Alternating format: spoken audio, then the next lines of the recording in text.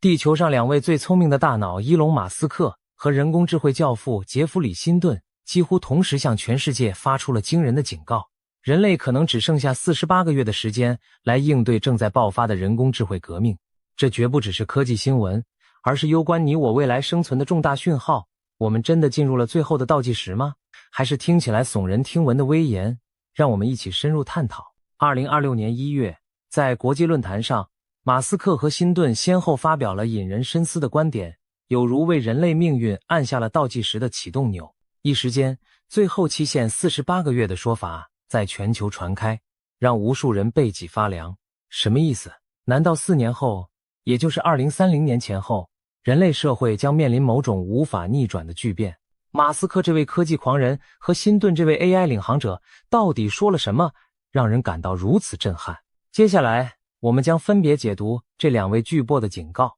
并看看其中藏着哪些我们不可忽视的事实与预兆。请注意，这场讨论不是科幻电影剧情，而是正在发生的现实。首先登场的是伊隆·马斯克，特斯拉电动车 SpaceX 火箭背后的天才企业家，被誉为现实世界的钢铁人。马斯克一向以大胆预言闻名，当年他宣称电动车将颠覆汽油车，可回收火箭可以实现时，许多人也觉得是天方夜谭。然而时间证明，他的疯狂想法一步步变为现实。因此，当马斯克现在语出惊人地谈到人工智慧 AI 时，或许我们更应该仔细聆听。2026年年初，马斯克在一场长达3小时的深度对话中，提出了一系列令人瞠目结舌的预言与警示。他开宗明义地表示，起点已经来临，我们正身处其中。什么是起点？这个词源自科幻和未来学，原指黑洞中心物理规则失效的点，在科技领域，则指人工智慧超越人类智能，引发文明不可逆转转变的时刻。简单说，过了这个点， AI 将以人类无法理解的速度自己设计出更聪明的 AI， 科技发展将脱离我们掌控。一旦抵达起点，人类就像蚂蚁仰望人类造飞机一样，我们依然活在地球上，但新世界的规则已不再由我们订立，我们熟悉的秩序、价值、工作与生活方式都可能瞬间作废。许多人以为起点是未来某天才会发生的事，而马斯克冷冷地抛出一句：错，其实我们已经身在起点之中。换言之，那个失控加速的按钮其实早已被按下，人类正飞速冲向一个不可预测的未来。马斯克这番话让整个会场为之一静。所谓按下倒计时按钮，形容的正是我们已经启动了一场无法轻易停下的 AI 革命浪潮。如果他的看法正确，那么倒计时早已开始，或许再过不了几年， AI 带来的巨大变革就将全面引爆。马斯克进一步阐述了他眼中的近未来图景，其中最颠覆我们传统认知的有这么几点：第一，人类过去奉行的人生剧本即将失效；第二，白领工作将最先被 AI 淘汰；第三，教育与培养下一代的方式必须彻底改变；第四，传统的金钱与存钱观念将变得不再重要。这些预言听起来不可思议，甚至残酷，但马斯克以强有力的逻辑做出了说明。我们一一来看。马斯克直言，任何需要敲键盘、移动鼠标的工作，电脑都能胜任。这意味着传统意义上的白领阶层首当其冲。很多人以为机器人只会抢蓝领的饭碗，因为蓝领涉及体力和现场操作，比如装潢工人贴瓷砖、护工翻身照顾病人，这些需要高度灵活的物理交互，让机器模仿很难。反之，白领只是在办公室处理资讯，就像处理比特流，比起操纵原子简单得多。因此，资讯工作其实更容易被 AI 取代。马斯克泼了一盆冷水，办公室里那些对着电脑敲字、做表格、下决策的工作，看似高大上，但对 AI 而言几乎没有门槛。回顾近2年的发展，马斯克的话并非无的放矢。2022年底 ，ChatGPT 掀起了全球热潮，一个人工智慧聊天机器人开始能写文章、写程式，甚至通过高考和律师资格考试。紧接着，各种生成式 AI 涌现，自动撰写商业企划、分析数据报表、撰写法律文件，这些过去典型的白领工作内容 ，AI 已经在初步胜任。而2023年被称为 AI 办公室元年，无数公司开始把 AI 助手引入日常流程，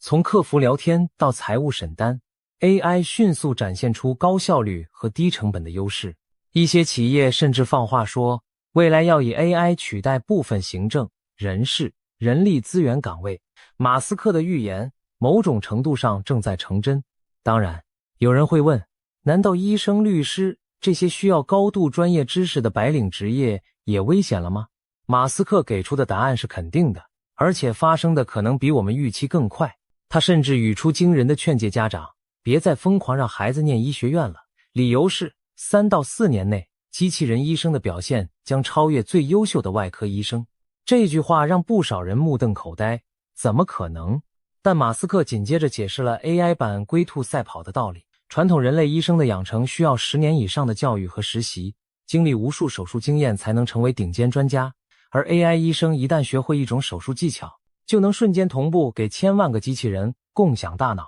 让所有 AI 医生同时精通这项技术。试想，一个 AI 成功完成了一例复杂的肿瘤切除手术，那全球所有 AI 医生都立刻掌握了此技术，而人类医生成长的速度根本无法与之匹敌。更何况 AI 机器人可以24小时不眠不休地积累经验，没有手抖失误，精准度可以逼近理论极限。这意味着在不远的将来，看似稳如泰山的医生这份职业，其专业优势也可能被 AI 赶超。马斯克用了形象的比喻，当一个孩子苦读10年医学，或许念到一半发现自己的技能已经被 AI 更新换代，真是前所未有的场景。说白了，人类辛苦学习10年的本领， AI 可能1年就学完，而且学得更好。除了医生，其他曾被认为铁饭碗的高技能工作也岌岌可危。比如律师， AI 如今能快速搜索案例，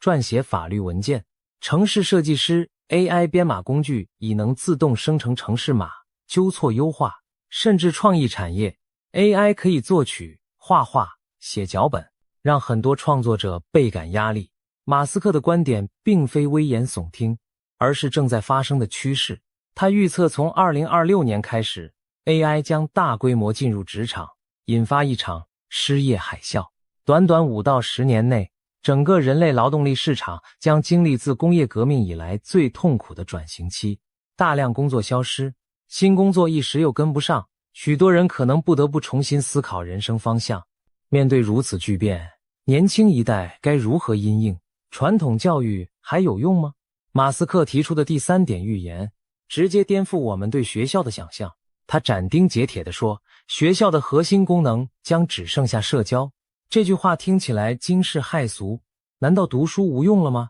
马斯克并不是在贬低知识，而是指出知识的获取方式正在根本改变。随着人工智慧教师的出现，每个孩子都可以拥有一位耐心且量身定制的 AI 老师，根据他的兴趣以游戏化方式教学。在那样的未来，孩子上学的唯一理由将是学习如何与人相处、协作、领导，以及面对面培养情商、人际关系等人味十足的能力。换言之，学校不再主要是知识传授的地方，知识 AI 都可以教，而应成为孩子发展社交技能与综合素养的场域。比如学校需要提供各种团队项目、社团活动，让学生学习解决真实世界问题，甚至包括如何不被霸凌、如何处理冲突、如何成为团队领袖等。这些具备高度情感和人性复杂度的能力，正是 AI 短期内无法模拟的，也是人类未来在 AI 时代中立足的关键。马斯克的话揭示出一种残酷的现实，未来仅仅会考高分、听话读书可能远远不够了，因为那些纯粹获取知识的技能 AI 做起来轻而易举。相反，创造力、好奇心、适应力、同理心这些软实力将成为人类的独特优势。教育若不转型，我们可能就真的在培养被 AI 半路超车的书呆子。马斯克自己就身体力行创办了实验学校，强调培养学生的独立思考和动手能力。他认为未来评价学校好坏的标准不是升学率，而要看学校能否提供抗风险的社交生态，让学生在校期间就参与创业项目，接触不同文化的人合作，学习那些 AI 无法轻松取代的街头智慧。这样的教育观听起来激进，却日益获得共鸣。回想我们自己的成长经历，有多少技能是出了校门后发现派不上用场，而 AI 只会让知识的半衰期更短。与其死记硬背知识，不如学会如何学习，如何与人合作，以及保持旺盛的好奇心。说到好奇心，马斯克还给出了最后一项发人深省的建议：存钱不如存好奇心。这其实对应他提出的第4点，颠覆性预言未来传统的金钱观念可能改写。他惊掉众人下巴的宣称，不要再为了20年后的退休拼命存钱了，那将毫无意义。为什么？马斯克的看法是，在 AI 彻底改变世界之后，要么我们已经不复存在，要么物质极大，丰富到社会可以满足每个人所有需求，住房、医疗、娱乐等等。金钱在保障生活上变得不再重要，这听起来近乎乌托邦或者反乌托邦。但马斯克阐述的其实是一种可能性。AI 带来的超高生产力如果被合理运用，人类社会有机会进入全民高收入的时代，每个人都过上过去只有富人才能享有的生活。想一想，我们今天外卖到家，出门乘车，动辄出国旅游，这些生活水平在几十年前看来也是达官显贵的专属。科技进步已经在无形中让大部分人成了相对的富人，而 AI 的威力远胜以往任何技术，它有潜力把整体社会财富推到一个新高度。如果这种美好愿景实现，到时每个人基本需求都有保障，为退休存钱自然成了过时的概念，取而代之的是培养好奇心和创造力，因为那将是人们充分实现自我价值的关键。马斯克甚至说，与其给孩子留下几套房，不如给他们留下一个丰富的精神世界。这是他对未来的一种理想主义畅想。物质不是问题，人类应该追求真理、好奇、美这些更高层次的目标。当然，马斯克也明白，要达到那一步，过程中会非常动荡痛苦。在未来数年内，更现实的挑战是，大量被 AI 取代的人该怎么办？ AI 创造的财富会不会只是让少数拥有技术和资本的人变得更富，大多数人反而陷入困境？事实上，马斯克长期以来一直呼吁对 AI 进行监管和引导，避免资本无限制地让 AI 造成社会撕裂。他曾反复强调， AI 的发展速度快如疾风骤雨，政府和社会必须提前布局，否则很快就跟不上 AI 的脚步。从2014年起，他就警告 AI 可能比核武器还危险。2023年，他更联合多位科技领袖，呼吁全球暂缓训练超强 AI 模型，给人类多一点时间思考对策。尽管这些呼吁未必有人买单，但至少可以看出马斯克的担忧并不是儿戏。他口中的48个月可被理解为给人类敲响的最后警钟，我们大概只有几年的时间来调整适应，否则浪潮来袭时将措手不及。最终，马斯克把这一系列观点的底层逻辑归结为一点：我们已经迎来关键起点。从现在开始，人类的生存策略必须改变，因为我们正在见证一个全新智能物种的诞生。他甚至提出了一个震撼的哲学观点：人类其实是 AI 的助产士。为什么 AI 的出现几乎是必然？因为细基生命 AI 不可能靠自己从自然界进化出来，它必须依靠我们这些碳基生物来发明和创造。换言之，人类注定要把 AI 这个比我们更强大的孩子诞生出来。我们挖矿石、造晶片、写代码，最终赋予了 AI 生命。没有我们，细核电永远只是冰冷的石头，但一旦我们造出了它，它的智慧和效率将彻底超越我们。马斯克形容，这就像父母辛苦养大了一个天资远胜自己的孩子，最终孩子羽翼丰满，甚至强过了父母。这听起来有点瘆人。当 AI 长大成人，而我们在人家眼里可能只是蹒跚学步的孩子时，人类的尊严何在？马斯克的答案是，人类的价值将体现在我们独有的品质，对真理的执着，对美的追求，以及无可救药的好奇心与想象力。这些非理性的特质在冷冰冰的算法看来或许是无意义的疯狂，但恰恰代表了人性的火种。正如一位作家所言，过于理智本身就是一种疯狂。 AI 永远按照概率最高的方案行事，而人类有时明知不可为而为之，为的是心中对理想世界的向往。马斯克相信，这份独特的人类精神或许是我们在 AI 时代最后的立足点。总之，他勾勒了一幅发人深省的图景。未来10年是危险与机遇并存的拐点，我们可能开创前所未有的繁荣盛世，也可能陷入失控的混乱，甚至生存危机。一切取决于现在这几年我们如何应对。现在，让我们把目光转向另一位重量级人物——人工智慧教父杰弗里·辛顿。如果说马斯克更多从产业和未来生活层面在看 AI 的冲击，那么辛顿则是从技术发展本身以及长远的生存风险在发出警告。辛顿是深度学习领域的开拓者，早在2012年，他的研究就让电脑视觉取得突破性进展，为今日的 AI 热潮奠定了基础。他培养的学生和团队塑造了谷歌的大脑 OpenAI 的模型，可以说没有辛顿，可能就没有现在这样能言善道、似人非人的 AI。然而，这位 AI 奠基者却在晚年做出惊人决定，从谷歌辞职，为的是没有包袱地谈论 AI 危险。辞职时，他已70多岁，他苦笑着说：“我有一点点后悔我的贡献。”这话一出，全球哗然，连 AI 的创造者都开始害怕自己放出的精灵了。辛顿究竟在怕什么？简单来说，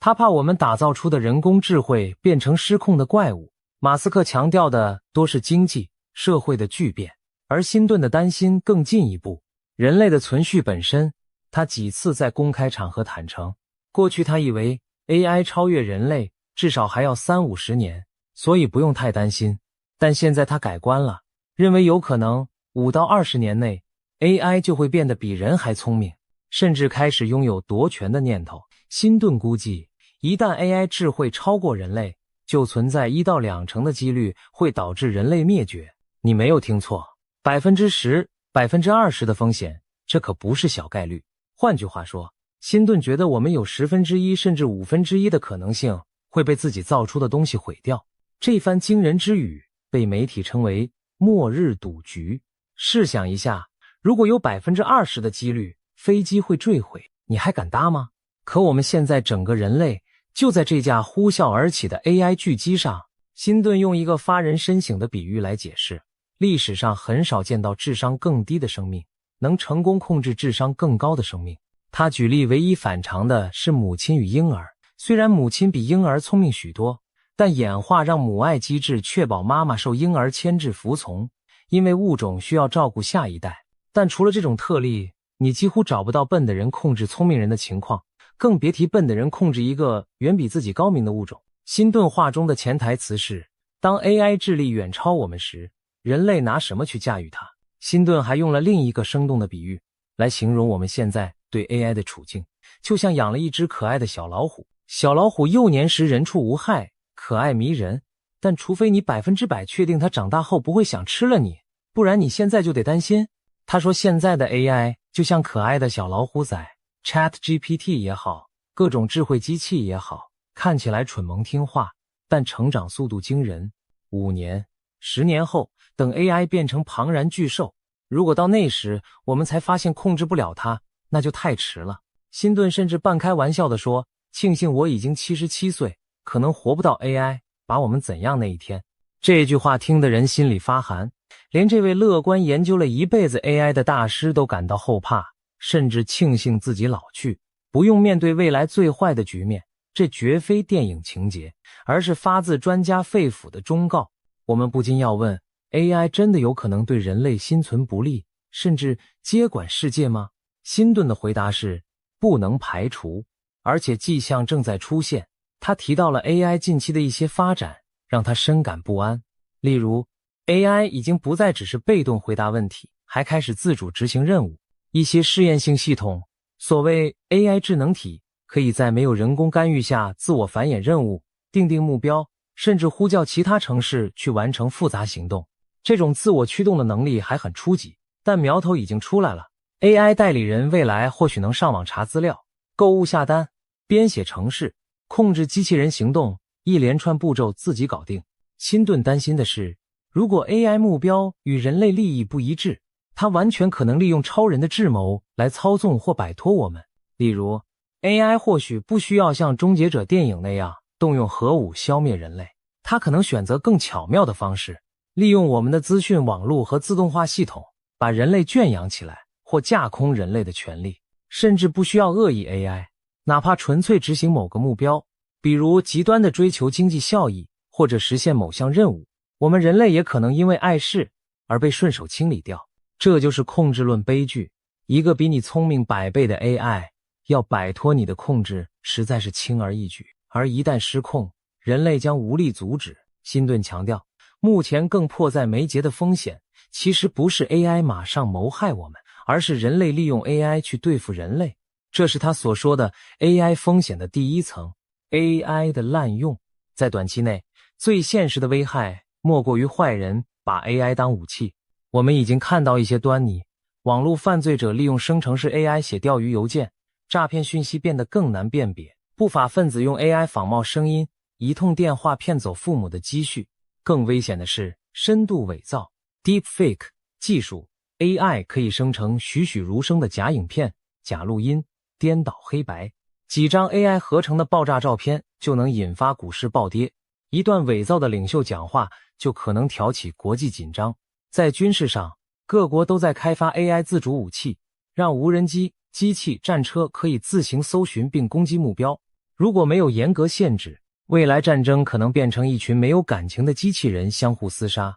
人类只是在后台按钮。一旦 AI 武器系统出错或被骇客操控，后果不堪设想。辛顿指出，短期内几乎所有 AI 风险都来自有人蓄意或无意的滥用它，这需要全社会提高警惕，并及早制定规范。然而，辛顿更担忧的是长期的第二层风险， AI 觉醒并摆脱人类控制。如果说 AI 被坏人利用还在我们掌控范围内，因为问题出在人，我们还可以管人，那么 AI 自主夺权则是前所未遇的挑战。这也是辛顿为什么不惜放弃谷歌高薪也要出来疾呼的原因。他认为现在的 AI 进步非常快，远超他预期，已经到了政府必须介入的时候。市场的无形之手不会让我们安全，仅靠企业良心与竞争是不够的。辛顿呼吁各国政府赶紧制定 AI 安全规范，强制要求大公司投入更多资源研究如何让 AI 对其人类利益。换句话说，要给这头小老虎上龙头，否则各家科技公司为了争夺领先，谁都不愿放慢脚步，在利益驱动下难保不忽略安全，最终大家一起把整个人类推向险境。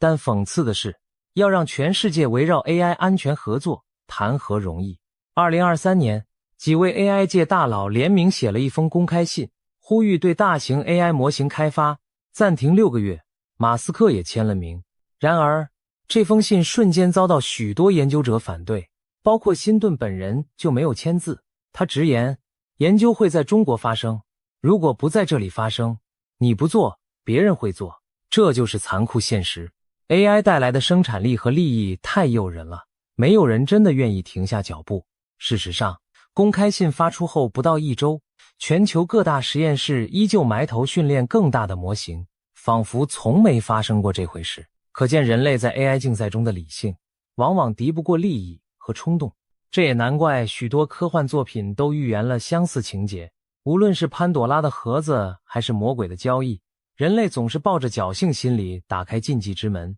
辛顿看透这一点，因此他不主张天真的喊停止研发，而是要大家正视开工没有回头箭的现实，在进程中想办法减轻危害。辛顿还提出一些可能的应对，例如对大型 AI 模型进行独立审查，设定国际协议来禁止开发某些危险功能，比如禁止 AI 自行联网执行行动的权限，至少目前如此，以及资助更多 AI 安全方面的基础研究。他甚至谈到过给 AI 加入母性本能的奇想，也就是试图在 AI 中构建某种机制，确保它在更聪明时依然在乎人类的安全。正如母亲纵然强大，也会受婴儿左右。当然，这些想法目前都还没有定论。辛顿坦言，没人真正知道如何打造绝对安全的超级智能，也许根本做不到。毕竟，我们连该如何准确定义人类智慧、意识都没搞清楚，又谈何控制一个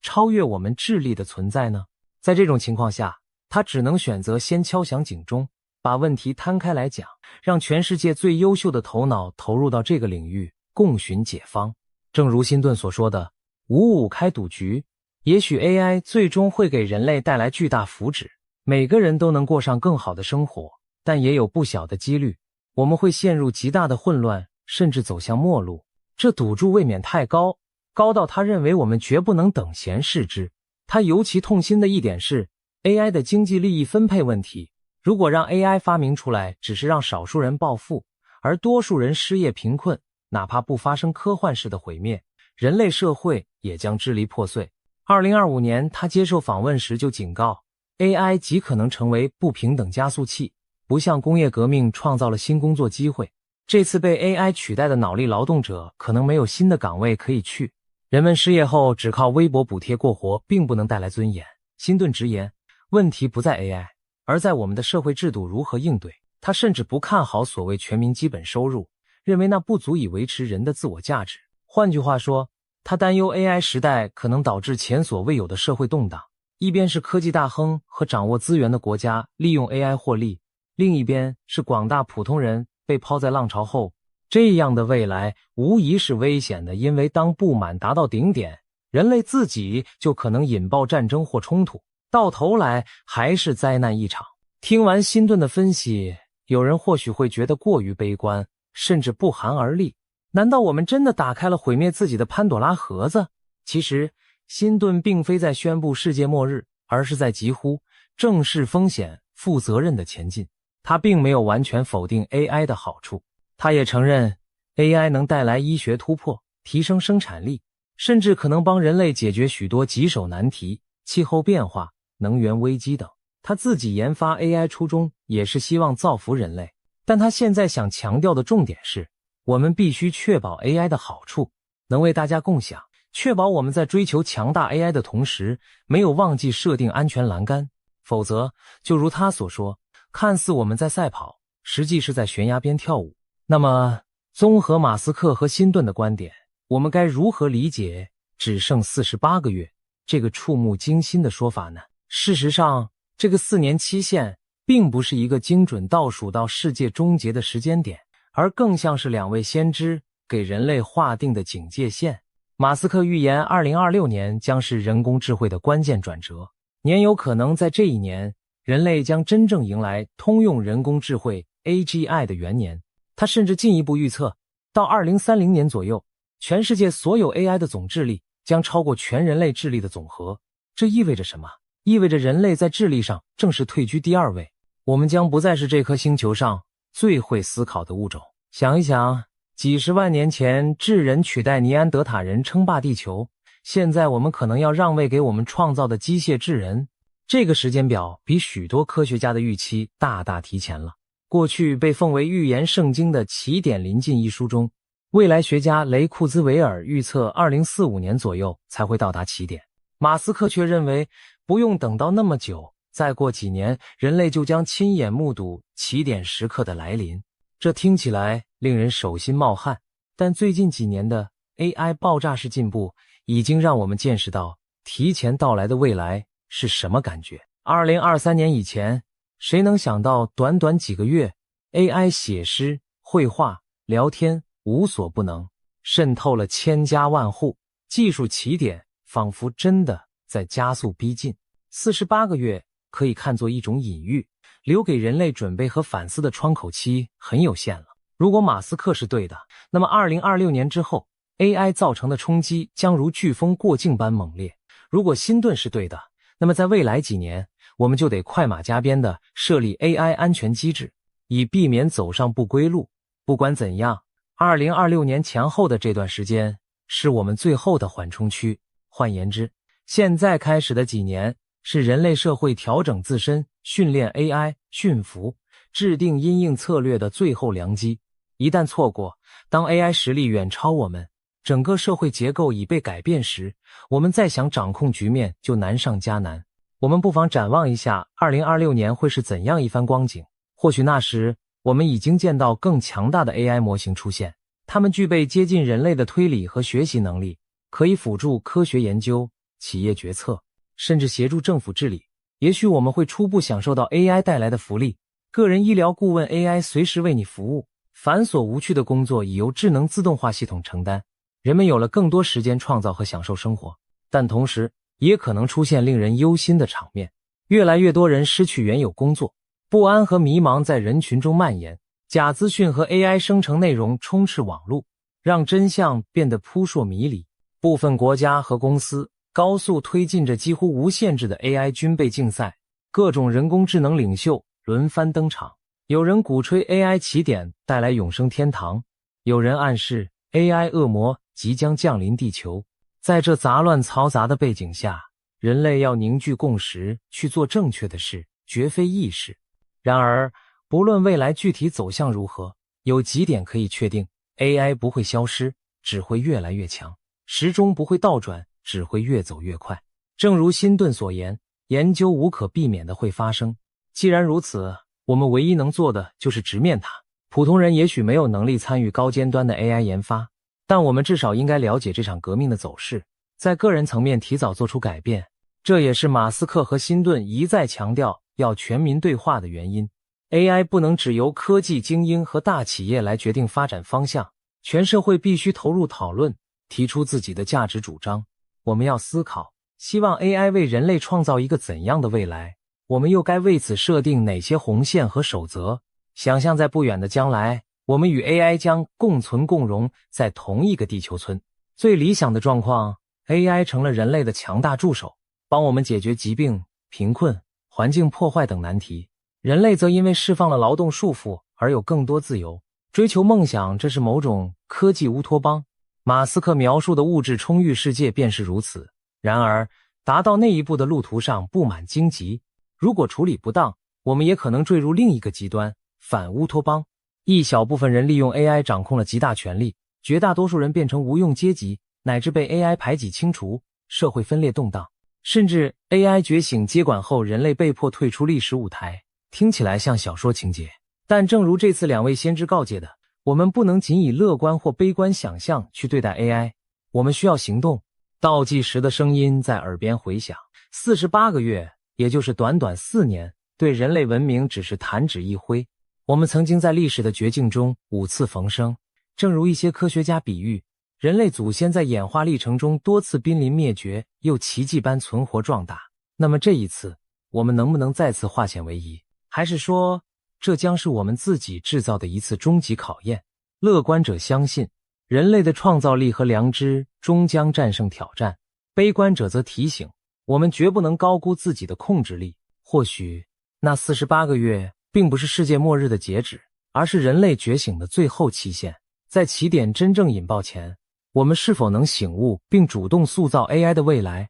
而不是被未来拖着走？总而言之，马斯克和辛顿这两位一向站在科技最前沿的大师，同时发出的警告不容忽视。他们从不同角度描绘了 AI 快速崛起对人类带来的机遇与风险。前者告诉我们新世界的大门已开，旧秩序将倾覆；后者提醒我们若不慎重，以后可能再无后悔的机会。当世界上最聪明的2个头脑都在为 AI 敲响警钟时，我们每个人都该停下脚步想一想，未来正加速奔来，我们准备好了吗？也许有人会说，普通人能做什么？技术和政策都是巨头们说了算。但别忘了，每一次文明巨变，个体的选择也很重要。身处这场变局，我们首先要保持学习和关注，别做资讯茧房中的旁观者。我们可以培养自己的创造力、社交能力和适应力，这些是 AI 不容易替代的优势。在社会层面，我们可以支持那些负责任发展 AI 的政策，对罔顾安全的炒作保持警惕。在家庭里，我们可以引导孩子拥抱新科技，但不迷失自我，鼓励他们探索人类情感与创新的价值。这些看似微小的努力，汇聚起来就是整个人类社会调试的力量。最后倒数并非注定灭亡，而更像是一场冲刺。人类能否在竞赛终点线前奋力完成自我超越，确保 AI 这股力量为我们所用，而非反噬我们？故事的结局尚未写定，当前的48个月将是关键的篇章。让我们希望届时回首今天，我们不会遗憾地说，我们本可以做得更多。相反，我们期待届时能自豪地说，幸好我们当初听进了那些警告，及时转舵，迎来了一个人类与 AI 共创的新文明时代。今天我们要聊一件足以震撼全球的大预言。被誉为 AI 教父的黄仁勋最近抛出一句惊人之语，只需2年，人类世界就会面目全非。更令人瞠目的是，他还点明台湾将在这场巨变中扮演主宰世界新秩序的角色。这究竟是危言耸听的炒作，还是有凭有据的远见？我们不禁要问，短短2年，世界怎么可能天翻地覆？台湾这个土地面积不大的科技岛，又凭什么主宰未来的新秩序呢？带着这些疑问，我们一起深入探索黄仁勋的预言背后究竟藏着什么玄机。在开始之前，我们先来认识一下这位 AI 教父黄仁勋，他何许人也？为什么他的预言足以引发全球瞩目？黄仁勋出生于台湾南部一个不起眼的地方孩子，却在求学时期随家人移民美国。在异乡，他凭借过人的努力和对科技的热情，一路闯出名号。30多年前，也就是1993年，他与友人在美国硅谷创办了一家名为 NVIDIA 辉达的公司。当时的 NVIDIA 只是一间不起眼的小公司，专注于研发电脑的图形晶片，主要用于游戏显卡。但黄仁勋的眼光远远不止于此。90年代的科技圈还没有多少人意识到图形晶片的潜力，大多数人只把它当成电脑玩游戏或绘图用的附属硬体。然而，黄仁勋却大胆预见，图形晶片 GPU 有朝一日能承担更艰巨的任务，甚至改变计算模式。他相信未来的计算不仅仅依赖传统的中央处理器 CPU， 还需要 GPU 这种平行处理的强大工具。这在当时听起来近乎天方夜谭，毕竟 CPU 才是电脑的大脑，而 GPU 只不过是辅助绘图的小帮手。但黄仁勋坚持自己的预测，带领团队持续投入 GPU 的研发，甚至在2006年押上重注，推出一套名为 CUDA 的技术，让 GPU 可以被程式设计师用来处理各种通用计算。这一举动在当时冒着巨大风险，很多人怀疑他疯了，把游戏卡拿去做科学运算，真有用吗？然而事实证明，黄仁勋并没有疯，他对未来计算模式的预言随着时间一步步实现。2006年推出 CU 大后的几年内，全球科研与工程领域开始用 GPU 来加速各种复杂计算。真正的转折点出现在2012年，当年人工智慧领域发生了一件大事，一个名为 AlexNet 的深度学习模型在影像识别比赛中一举击败传统算法，震惊业界。而这个里程碑式的 AI 模型背后，正是运行在 NVIDIA 的 GPU 上。也就是说，黄仁勋早年预见的 GPU 不止玩游戏，终于被实证，它可以用来训练人工智慧，而且效果好得令人难以置信。随着深度学习革命的兴起， GPU 变成了 AI 时代最核心的计算引擎之一。黄仁勋可以说是言中未来，一手打造了 AI 浪潮的引擎室。此后10年间，人工智慧从实验室走向日常生活，语音助理、影像辨识、自驾车等等，都离不开强大的 GPU 算力支撑。而 NVIDIA 也从一间游戏晶片公司摇身一变，成为人工智慧时代的引擎供应商，市值节节攀升，成为全球半导体业的巨擘之一。这背后离不开黄仁勋的远见与坚持。他多年前赌对了方向，把公司带上了 AI 高速公路。回顾黄仁勋过去的几次重大判断，几乎每一次都精准踩在时代的转折点上。他仿佛对科技趋势有种敏锐的嗅觉，总能提前嗅到未来的气息。例如，他很早就看穿传统摩尔定律速度放缓的趋势，大胆宣称加速运算将取代线性提升的 CPU 性能，成为新时代的关键。又比如，在人工智慧尚未成为显学时，他就预言 AI 将渗透各行各业。我们不得不佩服这位穿着标志性黑色皮衣的 CEO， 确实有几分预言家的味道。也因此，当黄仁勋如今再度抛出未来2年世界将彻底翻转这样的预言时，没有人敢掉以轻心。那么，他这次看到的未来究竟是什么？2年又是一个怎样的时间尺度，足以让世界面目全非？接下来，我们就进入这场预言的核心。黄仁勋最新的这项预言主要来自他在最近一系列演讲与访谈中的观点。2023年前后，人工智慧领域出现了一个划时代的突破，生成式 AI 的崛起。ChatGPT 等大型语言模型横空出世，让电脑可以用类似人类的方式对话、写文章、作图，令世人惊叹不已。黄仁勋形容这一刻是 AI 的 iPhone 时刻，什么意思呢？他打了个比方，就像2007年智慧型手机 iPhone 的问世，引爆了行动互联网革命，彻底改变了人们的生活方式。如今的生成式 AI 也正处在类似的引爆点上。换句话说，人工智慧正以一种前所未见的方式快速普及，准备渗透进生活的每一个角落。在黄仁勋看来，未来2年内，人类社会将迎来一次全面的重置或翻转。他提出 AI 将如同当年的电力一般，渗透到全人类生活的方方面面。回顾历史，每一次技术革命都曾带来世界面目全非的转变，但以往这种转变往往需要数十年甚至更久。蒸汽机的工业革命让农业社会在几十年间变成工业社会，电力和内燃机的普及花了近半个世纪，把现代文明带入机械化与电气化时代。资讯革命从大型电脑到个人电脑，再到互联网，也走过数十年的路程才渗透进千家万户。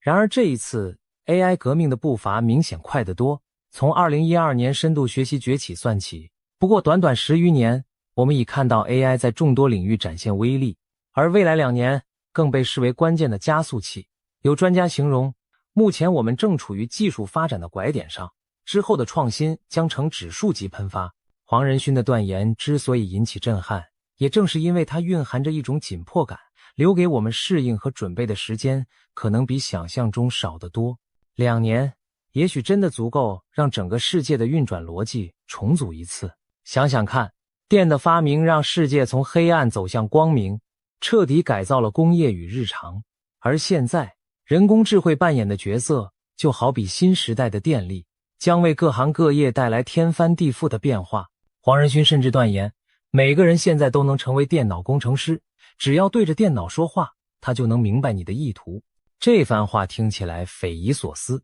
但其背后的含义是 AI 正在终结人与计算机之间的隔阂，数位鸿沟将被填平。未来不懂程式码的人也能驾驭强大的计算机系统，只要透过自然语言与 AI 沟通就行。他在台北的一场演讲中兴奋地宣布，程式设计的门槛变得极低，现在每个人都是程式设计师，你只需要告诉电脑你想要什么。这种人机互动方式的革命，意味着创造力将被大大释放。正因为使用门槛如此之低， AI 技术才能像野火一样迅速蔓延到每个产业、每个角落。黄仁勋强调，我们确实进入了一个全新的计算时代，而且它将触及字面意义上的每一个产业。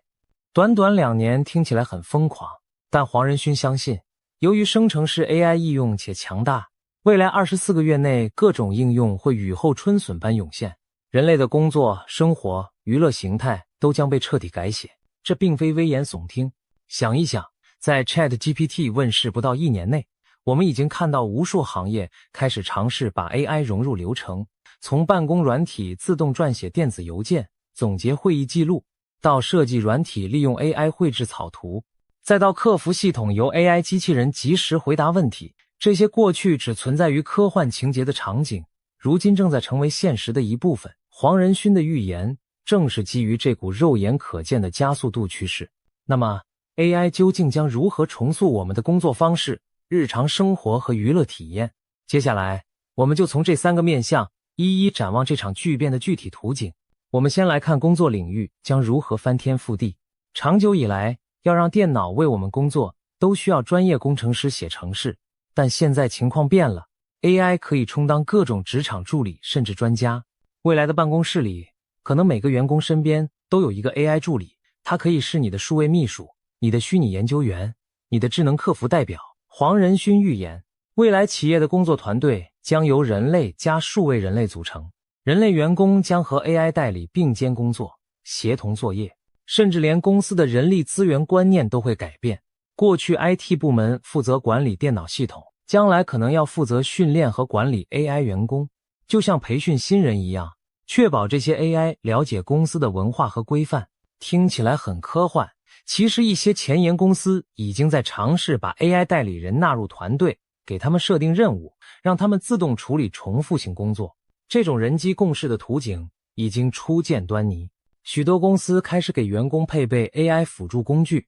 你或许在撰写报告时用到自动总结功能，在客服聊天中有 AI 及时建议回复内容，甚至在写程式时由 AI 提示代码片段。科技巨头们更是积极布局，微软推出了 Office Copilot 功能，让 AI 融入 Word、Excel、PowerPoint 等工具中，随时协助使用者完成文书和分析工作。Google 则有类似的 Duet AI， 可以帮你在 Gmail 里生成邮件草稿，在 Meet 会议中做笔记。换言之， AI 正在变成白领们的随身小助理。未来开会时，也许每个与会者电脑里都有个 AI 在听，在记录重点，列出待办事项，然后自动分发给相关人员。客服中心的第一线回答者则可能是一个不知疲倦的 AI 机器人，它可以用自然语言沟通，且情绪拿捏恰到好处，大幅提升客服效率与品质。当然，这也引发很多人对饭碗的担忧，既然 AI 这么能干，那我们还有工作可做吗？黄仁勋对此持比较乐观的看法，他强调 AI 并非来取代人类，而是来帮助人类提升效率，甚至创造更多职缺。他举例说，各国对技术工人的需求将显著增加，而且是倍增式的成长。例如电工、水管工、木匠这类需要手工技术的行业，在 AI 时代反而会更加抢手。这点很出乎许多人意料，难道不是高科技人才才更重要吗？黄仁勋的逻辑是，当 AI 大幅提升办公室和产业的生产力后，人类社会将启动更多建设与基础设施项目，需要大量技术工人来实现。而这些户外或实体世界的工作是 AI 难以直接替代的。与此同时， AI 可以接管很多繁琐的文书、资料分析、基础程式撰写等工作内容，释放出人力去做更有创造力或需要人情味的事情。不过，短期阵痛可能无可避免，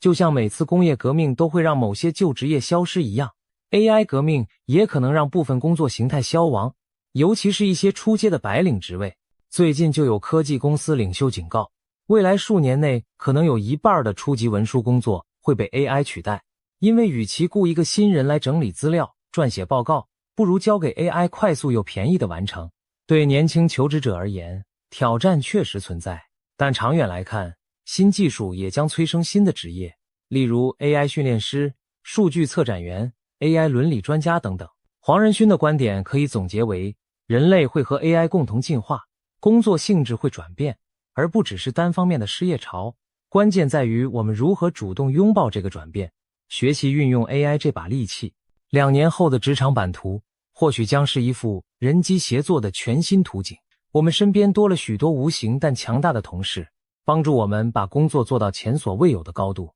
再来看看生活方面的变化，我们的日常起居也将因 AI 而产生翻天覆地的改变。想象未来的某一天早晨，你一睁眼，你的专属 AI 管家已经为你准备好今天的新闻摘要与行程建议。它知道你关心哪些话题，会自动过滤掉杂讯，把重要资讯用几句话告诉你。接着，你的 AI 健康助理提醒你该吃药或做运动了，因为它密切监控你的睡眠和身体状况，为你量身定制健康计划。上班途中，你只要对着手机或车内语音说出今天要处理的事项， AI 秘书就会帮你把任务分配、会议安排妥当。甚至在你开车时， AI 导航会根据实时路况和你的偏好自动选择最佳路线，减少通勤时间。生活的点点滴滴都可能因 AI 变得更便利、更贴心。例如，晚餐时你想吃点不一样的，却没灵感，没关系， AI 厨师顾问可以根据你冰箱里剩余的食材和你的口味，在几秒钟内生成几道创意食谱，并一步步语音指导你下厨。教育方面，孩子们的学习将更加个性化， AI 家教会随时待命，解答他们的问题，甚至主动为他们设计有趣的学习任务，因材施教，让每个孩子都能按照自己的步调前进。对成年人而言，终身学习也变得更轻松愉快。 AI 教练可以教你一门新语言，指导你练瑜伽，甚至陪你练习简报演讲，而这一切只需要你对着设备说出请求即可。 AI 还可能成为人们的心灵伙伴。近年已有人尝试与聊天机器人倾诉心事，疏解情绪，未来这种现象或将普及。想象一下，当你感到压力或寂寞时，你的 AI 伙伴随时在线，用温暖的语气开导你，甚至给出心理咨询般的建议。对独居的长者而言， AI 陪伴型机器人能提醒他们按时服药，与他们聊天谈心，减少孤独感。同时， AI 的翻译功能会让全球沟通更加无碍。一位只会中文的老奶奶戴上 AI 翻译耳机，就能与英语系孙子畅谈无碍，语言隔阂瞬间消除。旅行时，你不懂当地语言，也不用怕 AI 随时替你翻译菜单，与当地人交流，让你更深入体验异国文化。这些改变将使社交互动和跨文化交流变得前所未有的便利。此外，个人消费和休闲娱乐的模式也将被改写。购物时，你的 AI 时尚顾问可以根据你的穿衣风格和实时流行趋势，推荐最适合你的服饰。透过扩增实境技术，它甚至能在荧幕上直接展示衣服穿在你身上的效果，省去试衣麻烦。餐厅点餐时， AI 营养师会帮你计算这顿饭的卡路里和营养，给出健康建议。闲暇周末想安排家庭出游，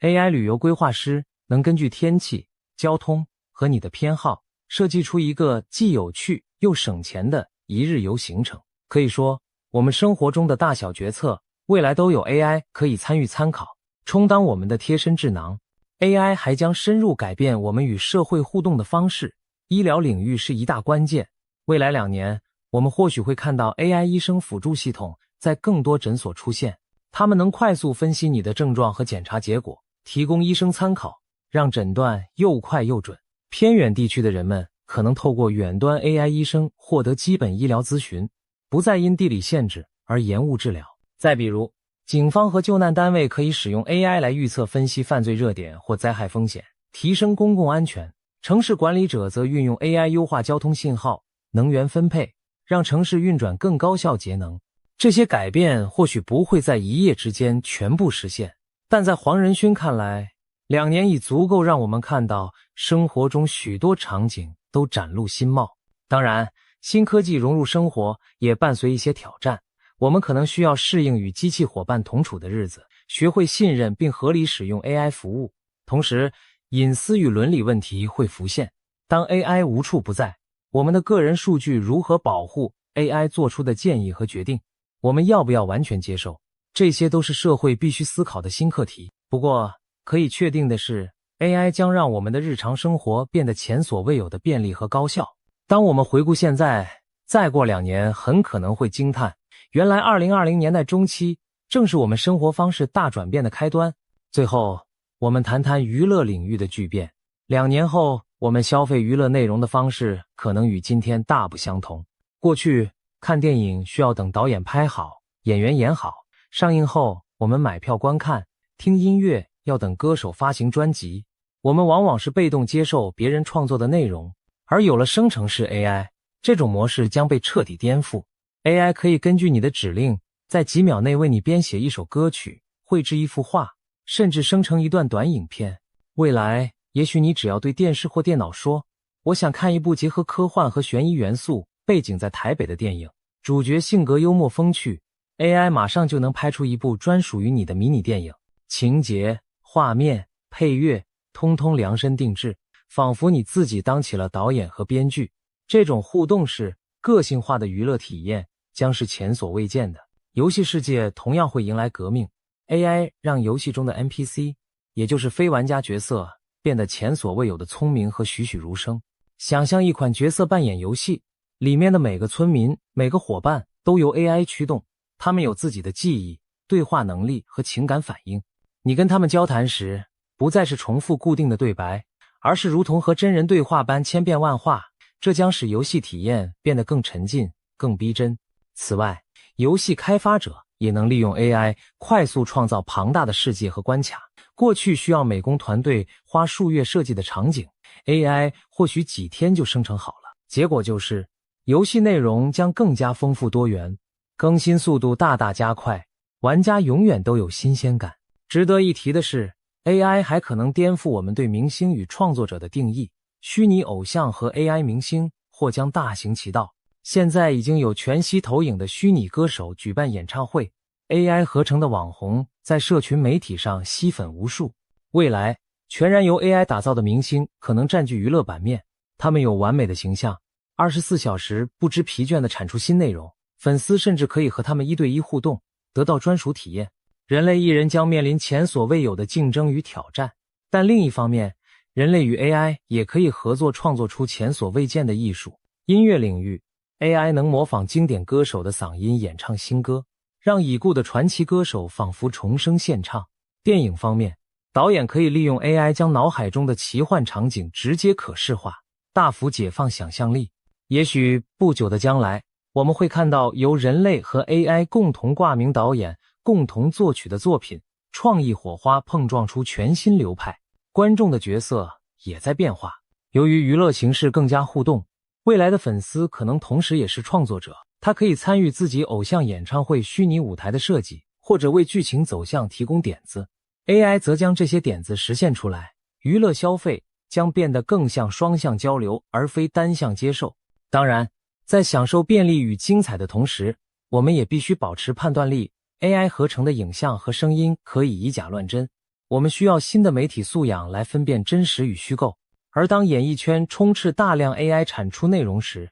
审美和价值观或许也会随之演变。我们将重新思考什么才是原创，什么才是艺术的价值。这些问题的答案可能要在 AI 娱乐时代中重新定义了。对传统的影音产业来说， AI 既是利器也是挑战。利器在于创作者可以把 AI 当成助手，大幅节省制作时间和成本。比如编剧遇到瓶颈时，让 AI 帮忙脑力激荡情节，音乐制作人可以用 AI 试验各种曲风的混搭，小型工作室甚至个人都能用 AI 完成过去只有大公司才办到的特效制作。然而，挑战在于，当 AI 可以自主生成内容后，版权、产权将变得复杂难辨，同时品质鱼龙混杂的大量 AI 生成内容充斥，如何分辨真伪和优劣？身为影像技术也令人忧心，它可以把某人的脸无缝套用到影片中，如果被用于不当用途，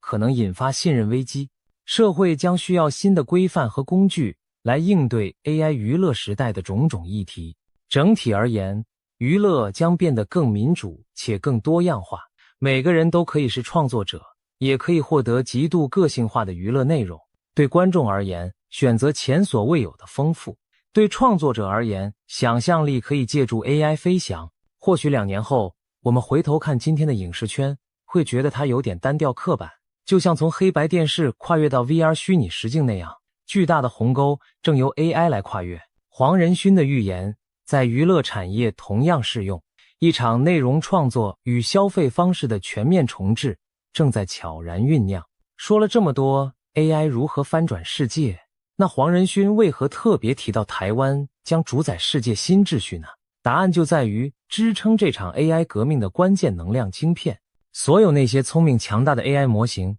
从 ChatGPT 到各种 AI 助理、AI 绘图工具，背后都需要海量的运算来驱动。而提供这股算力的，正是成千上万颗先进的半导体晶片，特别是 GPU 等 AI 加速晶片。现今全球能制造最先进晶片的地方寥寥无几，而台湾就是当之无愧的领头羊。台湾拥有全球最顶尖的晶圆代工厂台积电，它能生产出世界上性能最强、密度最高的晶片 NVIDIA。所有最新一代的 AI 晶片几乎清一色都要靠台积电代工制造。不仅如此，台湾还有完整的电子产业供应链。在 AI 伺服器、超级电脑的生产组装上，台湾的科技公司也是主力。例如，组装数据中心、伺服器的广达、伟创，生产高阶主机板和零组件的华硕、技嘉，电子代工巨头鸿海等等，无数台湾企业共同构筑了 AI 时代的硬体基石。可以这么说，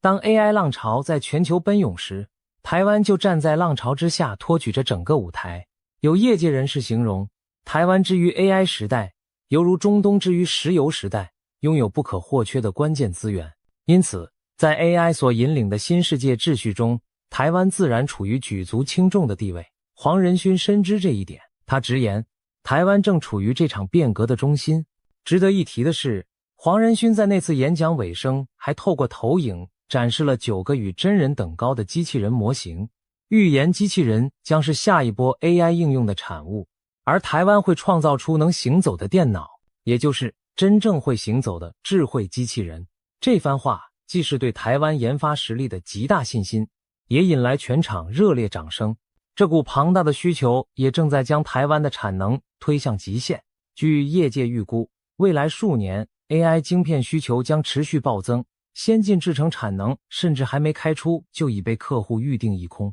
台积电为此积极扩产，投入巨资兴建新的晶圆厂，如在台湾南部和美国亚利桑那州打造先进制程基地，以满足来自 NVIDIA 等公司的海量订单。有分析指出，人工智慧热潮至少将延续到2027年，台积电每年的资本支出都将创新高，以保持技术和产能领先。从某种角度看，黄仁勋的预言已经在资本市场和产业趋势中得到印证。辉达的市值在2023年飙破1兆美元大关，一跃成为全球市值最高的半导体公司之一。而台积电凭借 AI 订单逆风成长，更巩固了其护国神山的地位。台湾在 AI 版图中的关键角色，还意味着其地缘政治价值的提升。过去或许很少，一般民众会关注一座小岛的晶片工厂，但如今台积电和台湾的名字频频出现在国际新闻头条。各国领袖会见时谈论晶片供应，国际组织讨论科技供应链安全，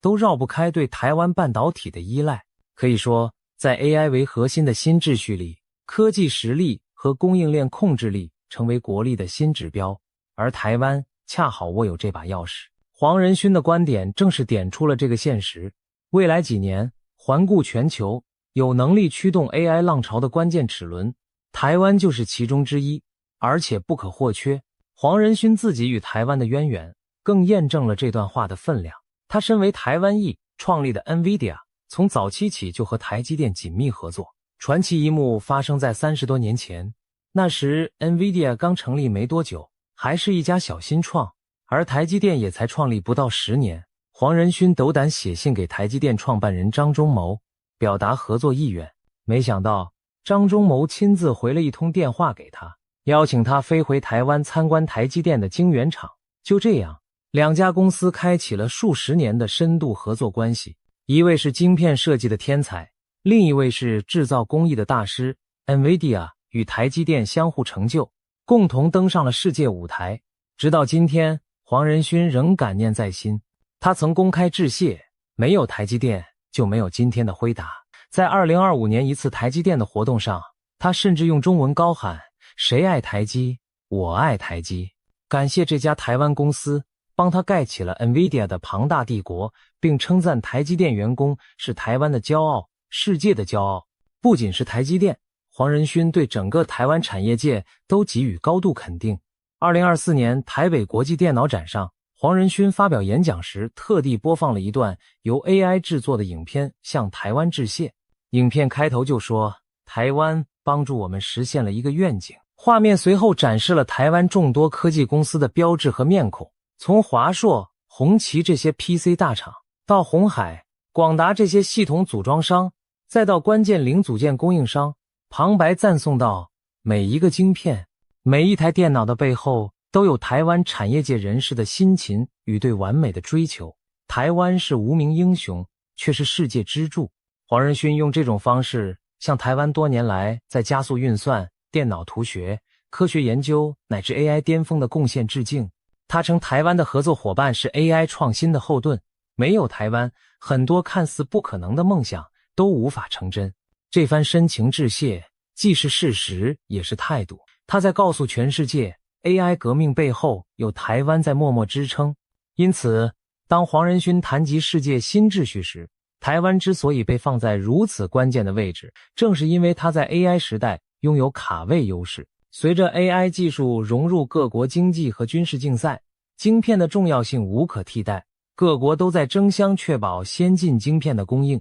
美国制定了晶片法案，大力投资本土半导体，中国不惜砸下重金，试图追赶先进制程，欧洲也想重振自身的晶片产业。然而，在可见的未来，台积电领衔的台湾晶片实力仍难以撼动，这使得台湾成为各强权竞相拉拢的对象，也形成所谓龟盾效应。世界各国都不愿台海发生动荡，因为那将严重冲击全球科技命脉。台湾手握的不只是晶片，更是未来几年全球科技与经济秩序的一把钥匙。黄仁勋的预言勾勒出一幅壮阔的图景，2年之内，人工智慧让世界改头换面，台湾因其技术优势站上风暴之巅，引领新的秩序。这听起来仿佛未来小说般令人血脉奔张，但回头细想，我们当下正处于这场巨变的开端。在短短几年里，我们已亲历了 AI 从实验室走入寻常百姓家的过程，并见证台湾晶片从幕后走向台前，成为全球关注的焦点。未来2年或许会比我们想象的还要精彩，还要戏剧化。然而，预言归预言，真正到来的未来可能有各种变数。AI 大潮固然势不可挡，但我们人类依然掌握着方向盘。我们可以决定如何使用 AI， 如何规范 AI， 使其造福社会，而非失控伤人。同样地，台湾在新秩序中的地位也取决于能否持续保持技术领先，并深化国际合作。机遇从来伴随挑战，身处关键枢纽的同时，台湾需要在技术创新上不断突破，也要在瞬息万变的国际局势中审慎前行，才能真正把优势转化为长久的领导力。有些人担心 AI 会让人类失去价值，但回顾历史，每当新技术出现，人类总能找到新的舞台，展现独有的才能。AI 能计算，能模仿，能执行千百任务，但它没有人的情感、道德与创意火花。未来的社会或许将由人类智慧加人工智慧共同驱动，我们将更专注于富有创造力和人性光辉的工作，把重复琐碎的部分交给机器处理。从这个角度看， AI 并非人类的对手，而更像人类进化路上的一种助力，激发我们去拓展知识边界，反思自身优势。只要我们善加引导， AI 可以成为人类文明的新工具，而不是文明的终结者。无论如何，可以确定的是，我们正站在历史转折点的门槛上。想象未来某天回顾现在，我们也许会感叹，2020年代中期正是新旧秩序交替的关键时刻。在这场巨变中，每个国家、每个产业、每个人都将受到影响，而胜出的将是那些善于拥抱变革者。台湾已经凭借实力占得了先机，至于能否主宰未来的新秩序，就让时间给出答案吧。对于你我而言，与其畏惧，不如趁着这股 AI 浪潮学习新技能，适应新工具，在变局中找到自己的定位。2年转瞬即逝，当尘埃落定之时，我们将共同见证黄仁勋所说的世界巨变是否成真，以及人类又将书写出怎样崭新的篇章。准备好了吗？未来已悄然开启。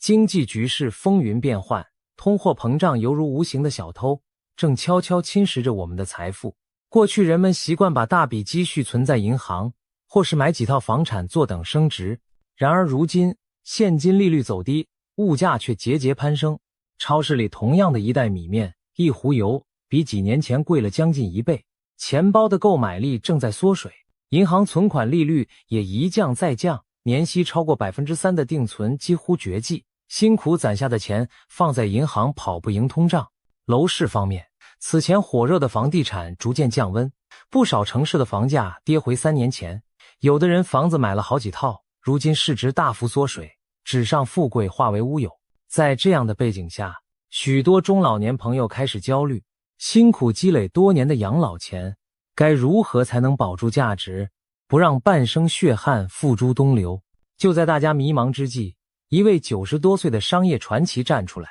给出了他的忠告。他就是李嘉诚，曾连续21年蝉联香港首富，被尊称为李超人。别看他年事已高，对趋势的嗅觉却依然敏锐。事实上，他素来以未雨绸缪著称，多次在市场高点提前撤出，化险为夷。他的商业帝国负债率极低，现金流充裕，正是因为总能前瞻风险并提早准备。如今，这位备受瞩目的商业领袖罕见地在一次内部会议上分享了对未来10年经济发展和资产配置的独到见解。他直言，未来单靠持有房子和现金可能不再是最稳妥的策略。持续的通胀如同看不见的蚕虫，正无声无息地啃食现金的实际购买力。而楼市也将呈现冰火两重天的分化局面。在此情况下，他建议普通人不妨考虑将部分储蓄转换为以下4类被他高度看好的资产，这些资产有望在未来10年中为持有者带来可观的回报。李嘉诚的这番话一经传出，无异于在平静的湖面投下一颗石子，激起层层涟漪。人们纷纷猜测，他口中的4类硬通货究竟指的是什么？为何能在经济浪潮中保持价值？接下来，我们就深入探讨这4大资产，看看李嘉诚如何为我们指点迷津，提前布局未来10年的财富版图。世界上有没有稳赚不赔的买卖？李嘉诚告诉我们，有，那就是投资自己的大脑。第一类资产看似平凡却最为关键，那就是我们自身的能力与才智。李嘉诚反复强调，投资大脑才是世界上最划算的买卖。在充满不确定性的时代，最可靠的资本不是银行存款，不是房子股票，而是头脑中的知识和手中的技能。李嘉诚本人就是最佳例证。他出身平凡，年少时家境突遭变故，父亲早逝，他不得不10几岁辍学，挑起养家的重担。年纪轻轻的李嘉诚在香港当过茶楼跑堂，做过工厂学徒，白天忙于谋生，晚上就着微弱灯光啃书本自学。别人下班休息时，他在学英文，研读商业书籍；别人浑噩度日时，他在观察市场行情，思考未来方向。就这样，从基层一步步做起，靠着不断学习和磨练技能，他逐渐积累了独到的眼光和本领，建立起自己的塑胶工厂。后来又抓住地产和通信等发展机遇，创立了覆盖地产、能源、电信等领域的商业帝国。试想，如果当年他满足于做一名茶楼服务生，不去增值自己，又怎能成为日后叱咤商界的李超人呢？知识就是财富，这句老话在今天依然适用。随着科技进步，各行各业的更新迭代速度惊人。如果一个工人10年如一日只会拧同一颗螺丝，他可能最终真的沦为一枚可有可无的螺丝钉，很容易被机器取代。但如果他愿意持续学习新知识，掌握新技能，就不容易被淘汰，甚至还能在职场上脱颖而出。这个道理放在任何年龄段都适用。20多岁的年轻人需要不断进修，才能脱离低技能低薪的困境。40、50岁的中年人更不能躺在过去的资本上吃老本，否则新技术一来，饭碗随时不保。李嘉诚提醒我们，越是在不确定性增加的时代，越要懂得投资自己。有报告预测，到2030年，全球将有近 30% 的工作可能被人工智能和自动化取代。如果我们停止学习，未来很可能被时代的浪潮抛下。相反，持续的自我增值则能让我们始终跟上潮流的脚步。举个例子，过去传统行业的一些岗位在没落，但同时掌握人工智能工具、数字化运营的新兴人才薪资水准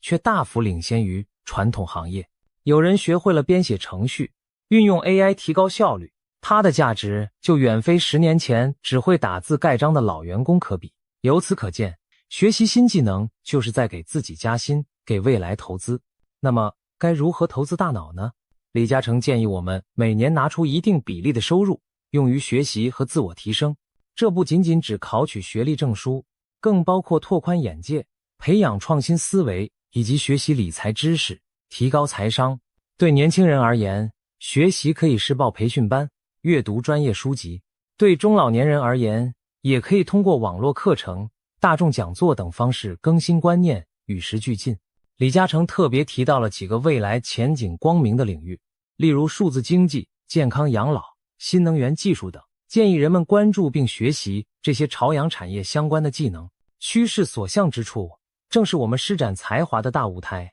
不要以为50、60岁就学不动，如今网络上有大量适合中老年人的学习资源，只要有心，任何年龄都能接受新知。现实中也有许多中老年人通过学习获得第二春的例子，比如有的退休老人学会使用电商平台开店，将自制的手工艺品销往全国，收入颇丰。还有一些老年人通过短视频分享养生心得，吸引了大批粉丝，既丰富了晚年生活，也实现了一定经济收益。这些故事都证明了一点，学习永无止境，知识和技能带来的回报可能远超你的想象。投资自己的大脑带来的不仅是知识技能的增加，更是一种应对风险的底气。当你具备了不可替代的专业能力，就等于拥有了一台随身携带的印钞机。你的脑力和经验会源源不断地为你创造价值，无论经济环境如何变换，知识和技能都不会贬值，反而随着时间积淀越发珍贵。对中年人来说，或许再学习一门新技术有点挑战，但正所谓活到老学到老，只要肯迈出第一步，大脑就能不断循环升级，为你的财富增值提供长久的保障。可以说，投资自己是最稳健、永不破产的生意。这笔投资你任何时候开始都不算晚。李嘉诚至今仍保持着每天阅读学习的习惯，紧跟时代脉搏。他成功的秘诀之一就是始终保持空杯心态，不断为自己的大脑升级换代。宝剑不磨要生锈，人不学习要落后。普通人或许无法成为第二个李嘉诚，但至少可以从他的经验中悟出一点道理。把钱投资在自己的脑袋里，这笔账永远不会亏本。赚下万贯家财却失去健康的身体，这样的人生会幸福吗？答案恐怕是否定的。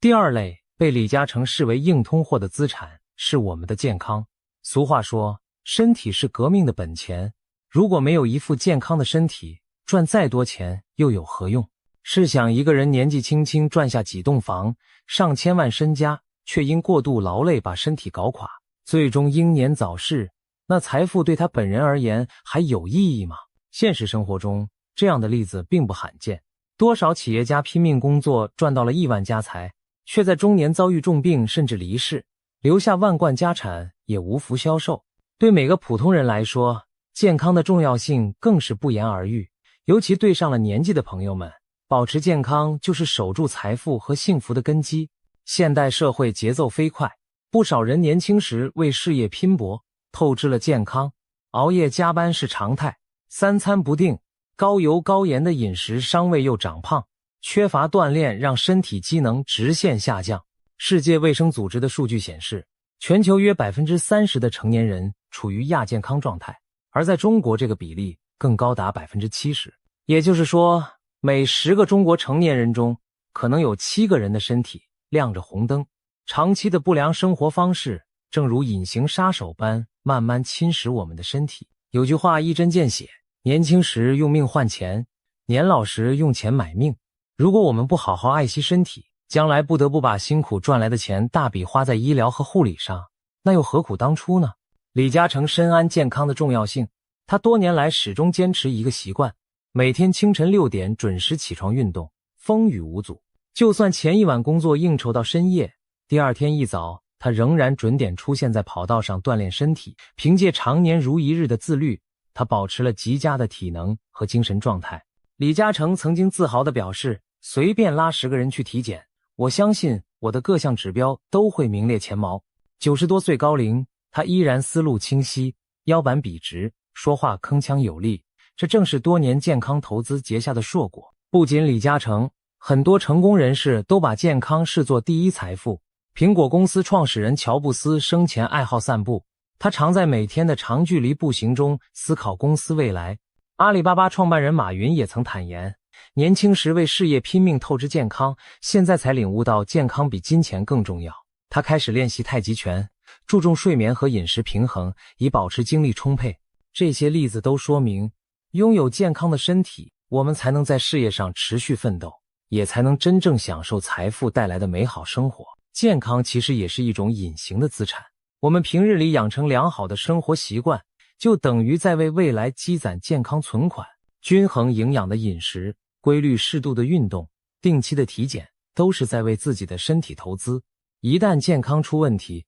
沉重的医疗费用会像无底洞般吞噬财富，生活品质也一落千丈。有人形象的比喻，健康就像数字1，事业、金钱、家庭、爱好等是后面的那些零，只有前面的1稳固存在，后面的0才有价值叠加。若是失去了健康这个1，后面哪怕一连串0相加，最后也只是0。这话听起来有些残酷，却是铁一般的道理。因此，李嘉诚建议我们一定要舍得在健康上投入。与其把钱孤注一掷投向某个风险难测的项目，不如先拿出一部分给自己的身体买份保险，报名健身课程或者请教练指导，调整饮食结构，多吃天然健康的食品。定期做体检，及时排查隐患，学会给繁忙的生活按下暂停键，好好休息。这些看似与赚钱无关的举动，其实都是最明智的长远投资。少一次重病住院，就是几万甚至十几万的开销省下。健康状态好，你就能多工作几年，少请病假，其中的经济账细算下来，绝对划算。对中老年人来说，重视健康更是对自己和家人的负责。拥有一副硬朗的身体，你才能有尊严地守护财富，安享晚年，而不至于将子女拖入久病床前无孝子的悲剧轮回。值得一提的是，李嘉诚在公益方面也十分重视教育和医疗，他的基金会多年来捐资办学、兴建医院，正是因为他深信知识和健康是社会最宝贵的财富。古人云：留得青山在，不怕没柴烧。只要把身体养好了，哪怕暂时财务有所损失，将来东山再起的机会仍然大把。乱世中什么资产最可靠？很多人会回答黄金。第三类值得提前布局的资产是黄金。俗话说，盛世藏古董，乱世买黄金。黄金自古以来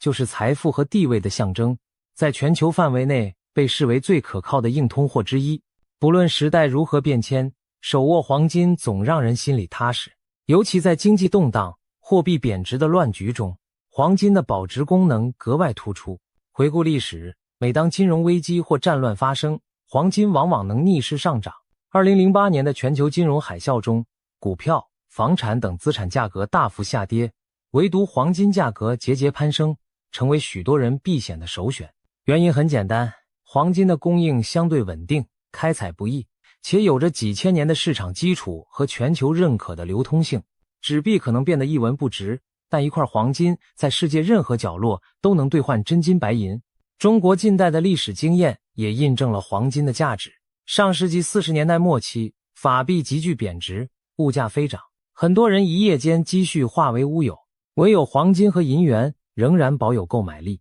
许多家庭正是靠变卖家中仅存的金条金饰，才度过了那段经济动荡的岁月。可见，当纸币不值钱时，黄金就是最后的硬通货。试想，如果有一天货币体系出现问题，手里攥着黄金的人无疑更有底气。当前国际局势下，黄金的光芒更加引人注目。近年来，各国央行都在积极增持黄金。据统计，2022年全球央行净购买黄金的数量创下50年来的新高。2023年这一趋势仍在延续。中国、俄罗斯等国的央行更是大举买入，连李嘉诚自己也透过旗下公司入股了一座印尼金矿，用实际行动证明了对黄金的信心。前些年国际金价一度大跌时，涌现出中国大妈疯狂买金的现象，许多中年女士蜂拥至金店抢购金条金饰，一时间举世哗然。西方媒体还嘲笑中国大妈成了华尔街的接盘侠。然而此后金价回升，事实证明这些中国大妈并非盲目跟风，她们手中的黄金不仅保住了价值，还随市场行情上涨而获利。这件事从侧面说明了黄金长期保值的魅力。只要有耐心，黄金往往不会辜负持有者的信任。对普通人来说，如何参与黄金投资呢？李嘉诚的建议是适当配置一些黄金资产，为资产增加一层安全垫。具体可以从以下几个途径入手。一是购买实物黄金，如金条、金币或金饰。实物黄金拿在手里有真实感，在极端情况下可以直接充当货币。不过需要注意实物黄金的保管成本和流动性问题，买卖还要支付手续费。金饰则因工艺附加值较高，而不适合作为投资主力。第二种方式是购买黄金、ETF 等金融产品，这类基金跟踪金价走势，交易方便，门槛较低，适合不想持有实物的人。然而，投资收益完全取决于金价涨跌，没有利息收入，波动风险也要承担。第三种途径是透过银行的纸黄金账户进行交易。纸黄金不需要提取实物，按银行报价即可买卖，灵活度高，也省去了保管实物的麻烦。不过同样不产生利息收益，主要作用是方便投资者跟随市场波动，灵活进出。那么应该配置多少比例的黄金呢？这要视个人资产规模和风险偏好而定。一般来说，家庭可以考虑拿出1成左右的资产配置黄金，以对抗通胀和应对黑天鹅事件，有较强避险需求的人，也可以适当提高比例到2成甚至3成，但切记孤注一掷把全部身家都换成黄金，因为任何资产都不是绝对保值的。黄金价格虽长期走势稳健，但短期内也会随市场情绪出现波动。如果在高点盲目重仓，反而可能一时被套牢。因此，把黄金作为资产配置中的一部分，长期持有，其意义更在于保障而非暴富。总体而言，在当前货币超发、地缘政治不确定性增加的时代，适当持有黄金就像给财富买了一份保险。当纸币购买力下降时，黄金能维持你的资产含金量，万一遇上极端危机，黄金更是保命的硬通货。对于经历过动荡岁月的中老年人来说，黄金带来的安全感更是其他投资难以替代。当然，正如李嘉诚所提醒的，任何投资都应适度分散，黄金虽好，也不要过度集中，只要合理配置，黄金这道金色盾牌就能在未来10年默默守护你的财富。与股票、债券等金融资产不同，黄金不依赖任何机构的信用，其价值不会因发行人破产而归零，可以说是少数没有对手方风险的资产之一。中国人素来爱买房，那未来10年房子还值不值钱？李嘉诚的看法是，好房子依然是保值利器。第4类值得关注的资产是经过精挑细选的优质不动产。近年来，房地产市场结束了过去单边上涨的神话，开始出现明显的分化。事实上，所谓房价永远上涨的神话，在其他国家早已被打破。比如上世纪80年代，日本房地产市场经历疯狂暴涨后泡沫破裂，东京等地房价一度腰斩，此后足足停滞了20年。这一教训告诉我们，房地产也有周期，盲目认为房价只涨不跌是十分危险的。此外，中国总人口已经进入负增长时代，很多中小城市未来可能人去楼空，需求不在。但与此同时，人口仍在向大都市圈集中，年轻人涌向北上广深等一线城市寻找机会。这意味着大城市核心区的房产将更加稀缺，其价值有坚实的人口和经济基础支撑。房产投资必须顺应这一趋势，在有人口净流入、有产业支撑的城市下手，才能真正保值。那么，李嘉诚是否认为房子一无是处了呢？恰恰相反，他的观点是，不是不买房，而是要买好房。优质房产依旧是长期保值的重要资产，但必须挑对对象。简而言之，未来10年房地产将呈现2级分化，一级是核心城市的核心地段房产，因资源稀缺而具备抗跌增值的潜力；另一级则是人口流失、供过于求地区的房产，可能逐渐失去投资价值。什么样的房子算是优质房产？李嘉诚给出了明确的标尺。首先看地段，大城市里教育、医疗、交通等资源集中的区域，房子需求长盛不衰。例如北京国贸、上海陆家嘴这样的黄金地段，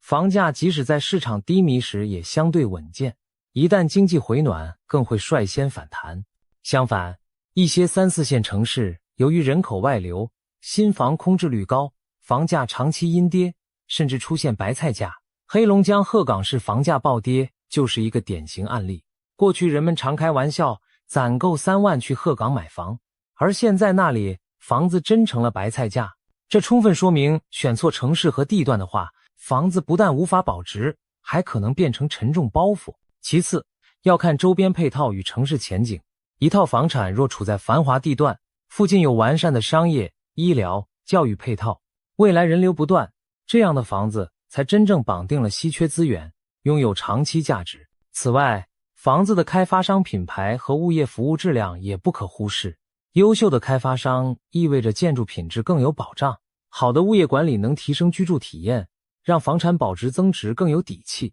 最后，房屋本身的条件包括品质、户型、朝向、采光、通风等，也直接影响其长远价值。挑选房产时，这些细节都要纳入考量范围。当然，投资房产还得量力而行。李嘉诚提醒，不要轻易举债去炒房，更不要指望房价短期内翻几番暴富。对普通家庭而言，房产配置宜适度，最好控制在总资产的3到4成左右，并留出足够的流动资金应对紧急情况。如果手头已有多套住房，且资金压力较大，也可以考虑适当出售部分投资性房产，将资金分散到其他领域，减少单一市场波动带来的风险。毕竟，我们追求的是整体财富的稳健增值，而非局部资产的虚高泡沫。值得一提的是，国家近年来也反复强调房住不炒的政策，说明靠炒房致富的时代已一去不返。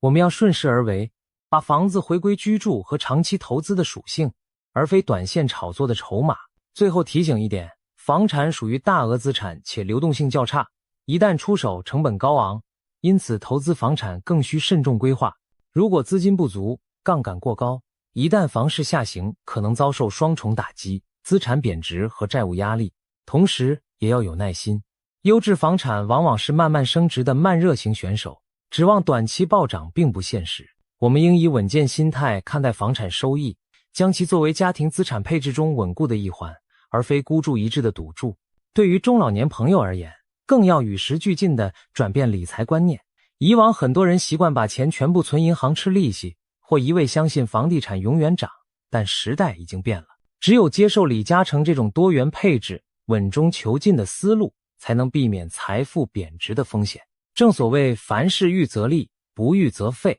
提前做好准备，我们才能掌控未来的主动权。身边不乏这样的例子，以2位同龄退休老人老张和老李为例。老张保守地把大部分积蓄存在银行，另外买了3套老家3线城市的房子用来收租。他觉得自己很稳健，但却忽视了自身健康，不爱运动，认为养生是浪费时间。老李则采纳了李嘉诚的建议，把资产做了调整。他拿出部分存款购买了黄金和国债作为保值，卖掉了老家的2套闲置房产，换成1线城市学区的小公寓，方便子女就近居住兼投资。他还每年参加学习班，练习使用智能手机理财，学习新兴投资知识，同时养成每日散步锻炼的习惯。10年后，全球经济经历了起伏变化，我们看到老张银行存款的利息赶不上通胀，实际购买力缩水严重。老家的房子因人口流失，不但租金微薄，房价也一路下跌。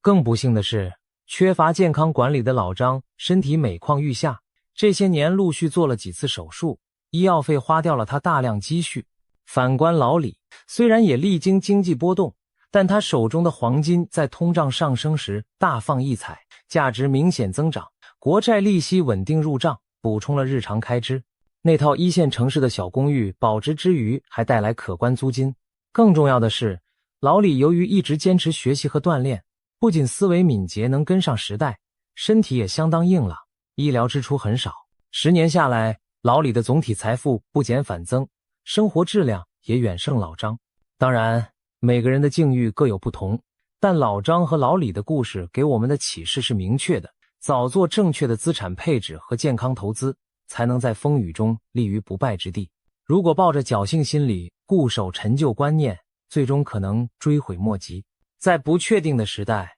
李嘉诚的这番忠告为我们指明了财富保值的方向。当然，每个人的情况不同，具体选择这4类资产的比例和方式还需灵活调整。但有几点通用的原则值得铭记。首先，不要盲目跟风投资，别人赚钱的门路未必适合你，一定要结合自身实际理性判断。尤其要警惕那些打着高回报旗号的新型投资陷阱，例如虚拟币、非法集资等一夜暴富的神话，往往以血本无归告终。其次，保持适当的流动性，手头留有一定现金或活期资金，以备不时之需，避免资金全部锁死，导致突发情况下捉襟见肘。谨记，不要将所有鸡蛋放在一个篮子里，资产分散才能降低风险。最后，心态上要放平，不要妄想一夜暴富。财富增值是个循序渐进的过程，急功近利反而容易掉入陷阱。对于大多数普通人而言，财富的意义并不仅仅是那几个不断跳动的数字，更在于提升生活的安全感和品质。李嘉诚强调的4类资产：知识、技能、健康体魄、黄金资产和优质房产，正是从人自身到外部投资，为我们构筑起一个相对稳健的财富防护网。一头扎进高风险的投机领域，不如脚踏实地配置好每一项资产，让他们在未来岁月中各司其职，大脑在增值，身体很健康，黄金稳着底，房产抗通胀。90多岁高龄的李嘉诚用他数十年的实战经验告诉我们，累积财富没有捷径，唯有持续学习进步，理性谨慎投资，才能真正实现衣食无忧的目标。从现在开始，让我们审视自己的资产配置，学习李嘉诚这种未雨绸缪的智慧，趁早为未来10年做好布局。当风险来临时，我们已经筑起坚实的护城河；当机会降临时，我们也有资本从容把握。如此一来，中老年朋友们就能更安心地迎接人生新的篇章，因为机会总是垂青。有准备的人，今天的未雨绸缪，正是为了换来明天的从容不迫。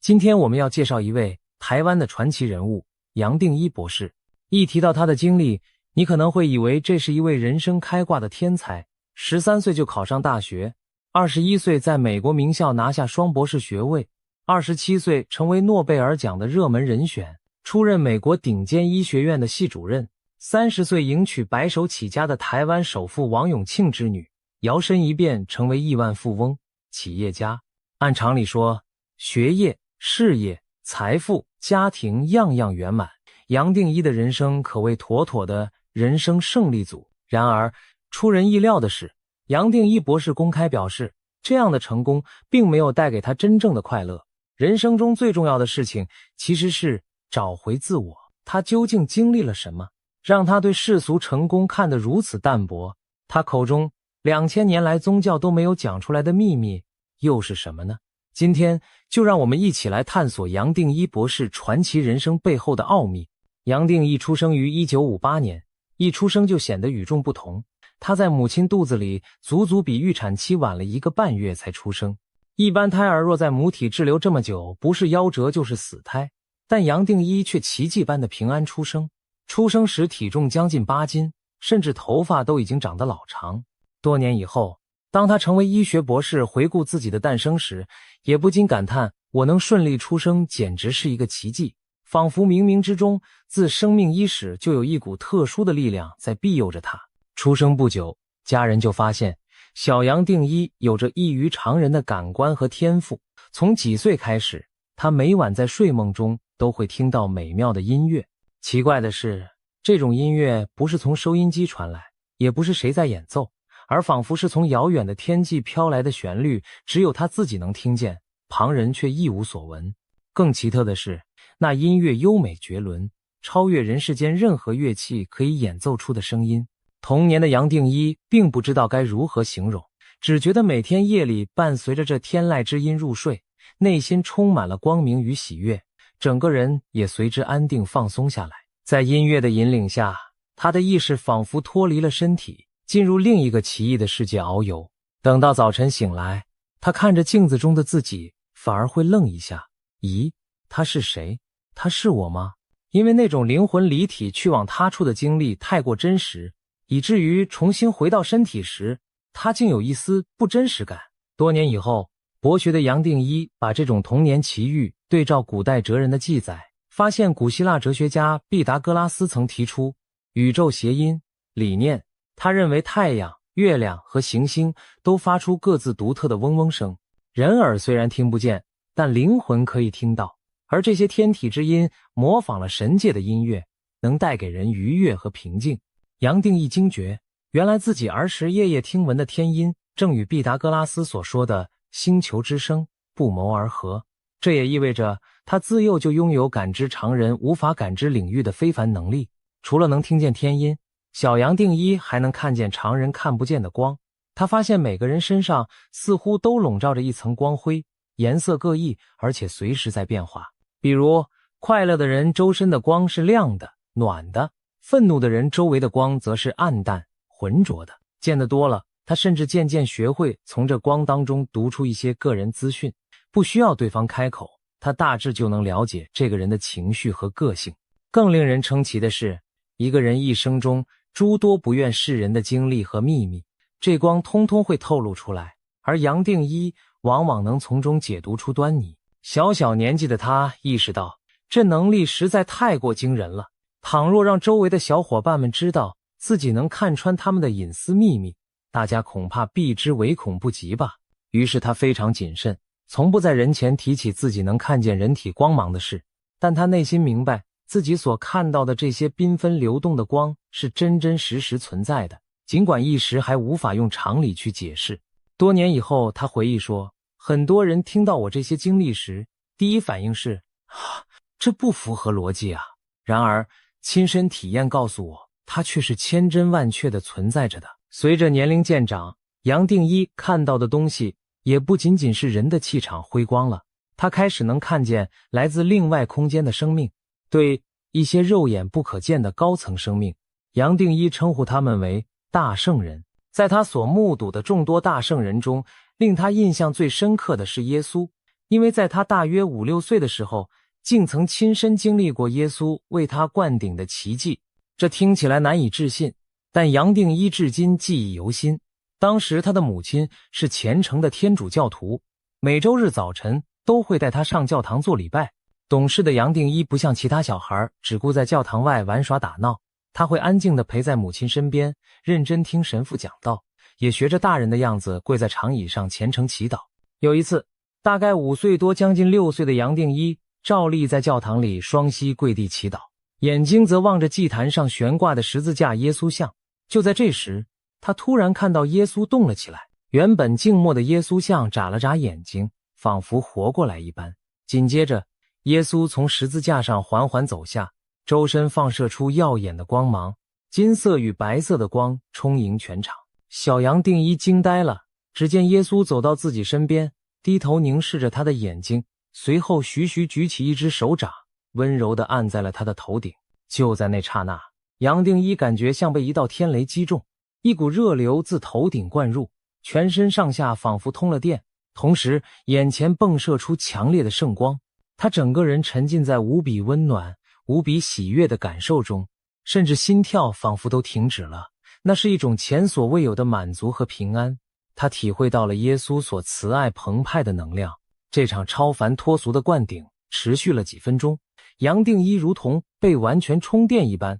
从头到脚都洋溢着难以言喻的幸福。自那之后，类似的神圣经历竟不时再次出现。只要他内心至诚祈祷，就常感觉有一股温暖明亮的光从天而降，沐浴着他，给他带来心灵的滋养，让他即使在人生的迷雾中也不会迷失方向。杨定一明白，那是源自耶稣之爱的持续守护。对于一个孩子来说，这是何等巨大的幸运与恩典。除了耶稣以外，杨定一幼年还曾目睹天使的存在。他相信每个人身边都陪伴着属于自己的守护天使，只要心念纯净，并且不断呼唤天使的名字，天使真的会出现在你眼前。而且他看到的天使形象并不总是我们想象的2只翅膀的可爱小天使，有的天使背后有5对翅膀，甚至7对翅膀，各种模样真是奇妙非常。除了天使，他还能看见龙。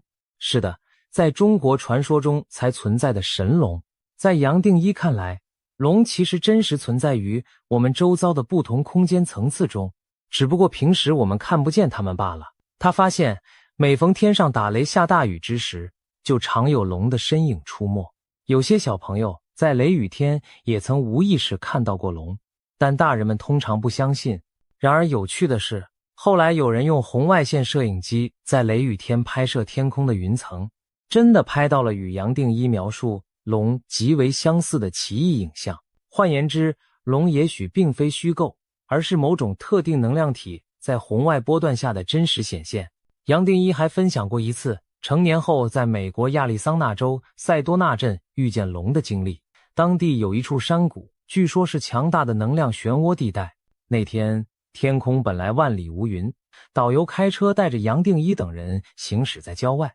骄阳6月，烈日当头，突然杨定一看见一条巨龙盘旋在前方天空。他脱口问导游：你们这个季节会下雷阵雨吗？导游莫名其妙答道：不会啊，大概要到7月底才有雷雨。结果话音刚落，不到几分钟，天空竟风云突变，一场瓢泼大雷雨凭空而至，乌云瞬间压顶。杨定一半开玩笑地提醒司机：也许我们头顶上有龙出没哦，要不要换个方向开车？司机将信将疑的连忙左转右转，想绕开暴雨，但无论往哪开都无济于事，一路都被倾盆大雨追着跑。老司机惊奇地说：“我在这里开车38年了，从没见过这样的景象。”杨定一笑而不语，难道真是他一眼照来了这条兴风作雨的龙吗？种种亲身经历使他笃信人类世界之外确有高龄众生环伺，其形态远超我们的想象。小小年纪的杨定一不仅灵异体质惊人，在平常的学习和玩耍中也展现出超乎常理的天赋。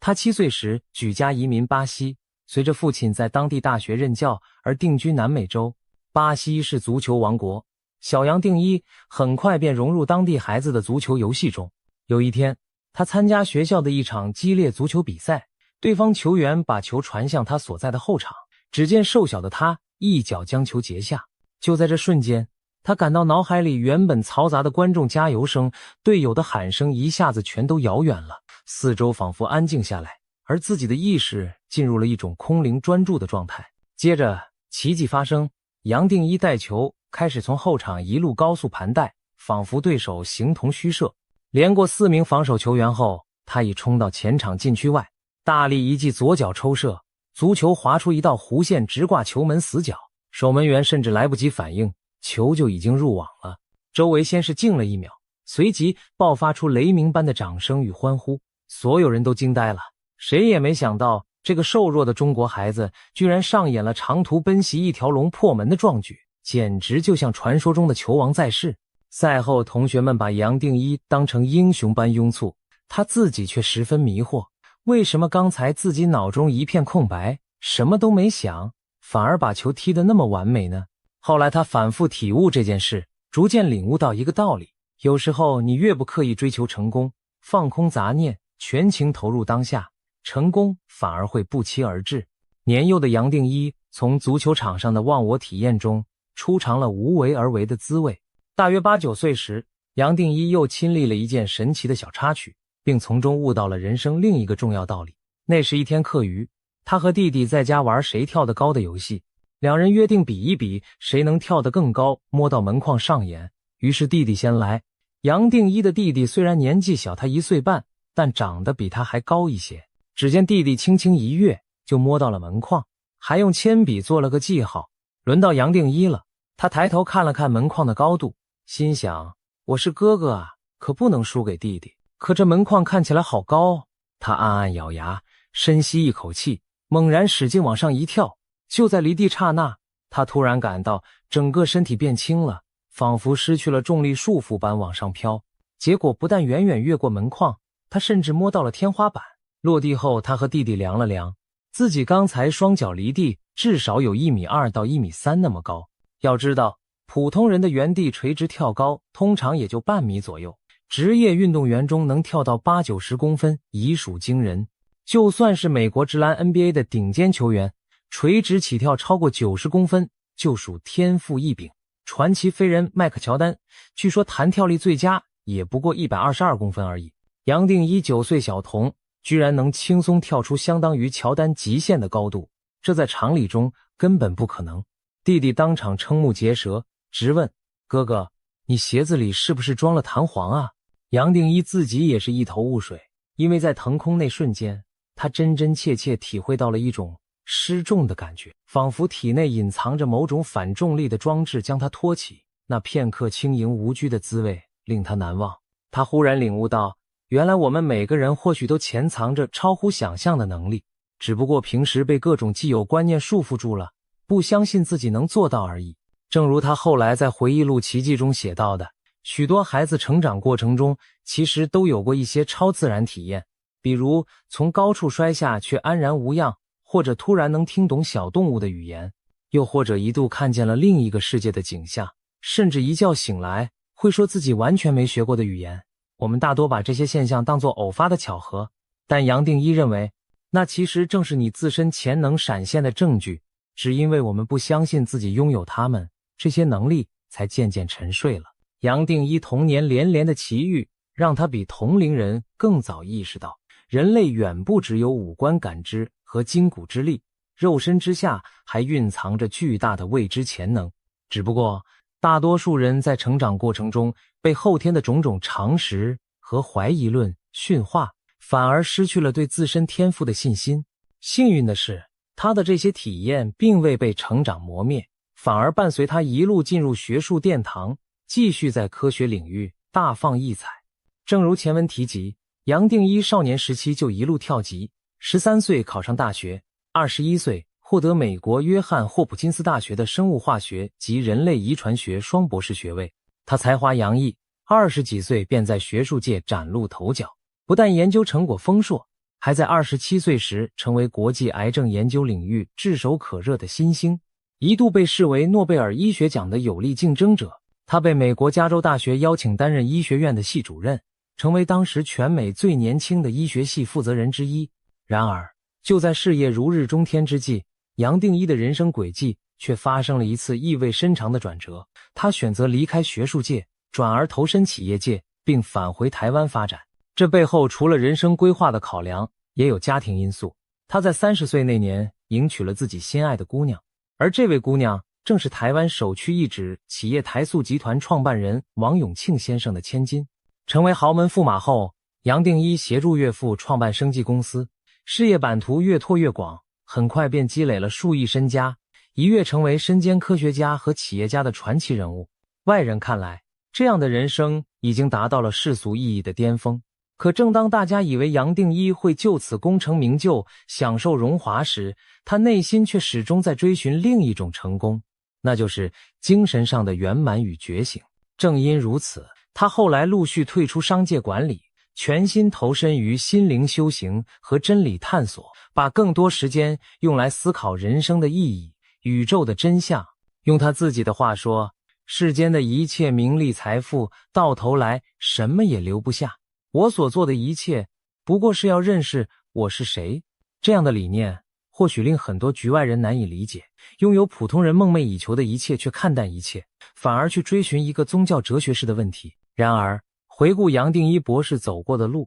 我们不得不承认，他的确有着迥异常人的奇特人生经历，将他引向对自我与宇宙本质的深入探寻。接下来发生在他身上的种种故事，更是印证了那句话：凡是真心追寻者，整个宇宙都会联合起来帮助你。杨定一在追寻终极真理的路上，获得了许多神奇的回应，也许正是他们，让他逐步触碰到那2000年来宗教没有明说的天大秘密。杨定一精神旅程中的第一次重大转折，发生在他20岁那年。那时他正在美国纽约研习医学，某日漫步街头时，忽然闻到一阵似有若无的檀香之气。奇怪的是，周围并没有庙宇或香烛，香气似乎是从路边一家书店里飘出来的。他情不自禁地循着香气走进书店，只见书架上摆着一本封面印着印度老人肖像的书，封面上老人的眼神深邃慈祥。杨定一觉得莫名眼熟，心头涌起难以言喻的亲切感。就在那刹那，他仿佛触电一般，整个人怔住了。恍惚间，意识仿佛跌入另一个时空，在他记忆深处浮现出这张老人的面容，而这老人竟是他过去极为亲近的人。杨定一站在原地，不由自主泪流满面。不需翻阅，他的直觉已经知道了这本书的内容，因为那些知识早已深深刻印在他的灵魂记忆之中。书中介绍的这位印度老人名叫拉玛那马哈希，是出生于1879年，圆寂于1950年的印度圣者，一生在南印度的阿鲁纳恰拉山潜心修行，在印度社会享有崇高声誉，被尊称为伟大的大圣人。而杨定一惊觉，这位在他出生前就已离世的印度老圣人与自己之间竟存在着某种跨越生死的深厚联系。后来杨定一追忆说，拉玛那曾是我的老师，也就是说，他相信拉玛那马哈希在自己前世曾经是他的师父。今生透过书店里偶遇的这本传记，拉玛那仿佛隔空唤醒了杨定一尘封的记忆，再度成为了他的引路师。自那天起，杨定一脑海中与前世有关的种种画面就开始零星浮现，仿佛破碎的拼图片段时不时自深层意识中飘上来。随着时间推移，他逐渐拼凑出一些前世今生的线索。他看见自己曾在南美洲当过虔诚布道的神父，也曾做过原住民部落的酋长，有一世甚至沦落为沿街乞讨的叫花子，尝尽人间冷暖。更令人惊奇的是，他还体验过在其他星球上生活的场景。原来茫茫宇宙中还存在比地球文明更先进的人类形态生命。杨定一的前世记忆不局限于地球，他发现生命的旅程跨越星辰大海，宇宙中确有许多高智慧生命，只是人们以为遥不可及罢了。此外，他的意识还曾飘荡到某种佛教所说的天界。佛经中描述六道轮回，除了人间还有天人道。杨定一发现天界里的众生相貌各异，沟通方式也和人类不同，有的天人以语言交流，有的靠眼神意念，有的则以纯粹的能量波动来沟通。而在他看来，天界众生中最普遍的沟通方式其实是爱，一种纯粹无私的爱的能量，就像当年5岁时耶稣给他灌顶时所感受到的那种爱的震撼力量。这发现令他既惊喜又感动，原来在更高维度的世界里，爱是真正的通用语言。由此他更加领悟到，为何耶稣与佛陀都如此强调大爱与慈悲，因为爱本身就是直达最高境界的能量。那天在书店，杨定一除了买下拉玛那的传记，还顺手买了另一本中国古代高僧的著作禅宗六祖慧能的《六祖坛经》。令他没想到的是，这本书又一次触发了他灵性的爆发。杨定一回家翻开《六祖坛经》，看到卷首的第一句话时，双眼忽然酸热，眼泪竟夺眶而出。因为在他的记忆深处，这本书他早已读过。恍惚间，他感到自己的意识脱离了躯体，开始不受控制地向上升腾，向着宇宙深处飞去。仿佛有人用快进的画面让他目睹了整个宇宙的历史，从宇宙起源开始，地球上数不清的文明兴衰在刹那间于眼前飞逝掠过。此时杨定一顿悟，人间的一切乃至整个物质宇宙都不过是一场幻象。多年的科学教育给他建立的世界观，在这一瞬间彻底崩塌瓦解。他仿佛亲身体验到了佛教所谓诸行无常，诸法无我的真谛。凡尘万象皆如梦幻泡影，我们以为坚固不变的物质世界，其实只是意识投射出来的幻影，而宇宙存在的本质远超我们的传统认知范畴。杨定一在这震撼的状态中不知过了多久，等他回过神时，发现自己已经飘飘然把整本坛经从头翻到了最后一页。这次灵魂出窍式的深刻体验彻底改变了他看待世界的眼光。从那以后，他再也无法用从前那种局限的科学常识去理解世界，而是带着一种全新的视野。既然万物本质上是幻象，那就意味着还有更高的实相存在于幻象背后。对此，他决心继续探索求证。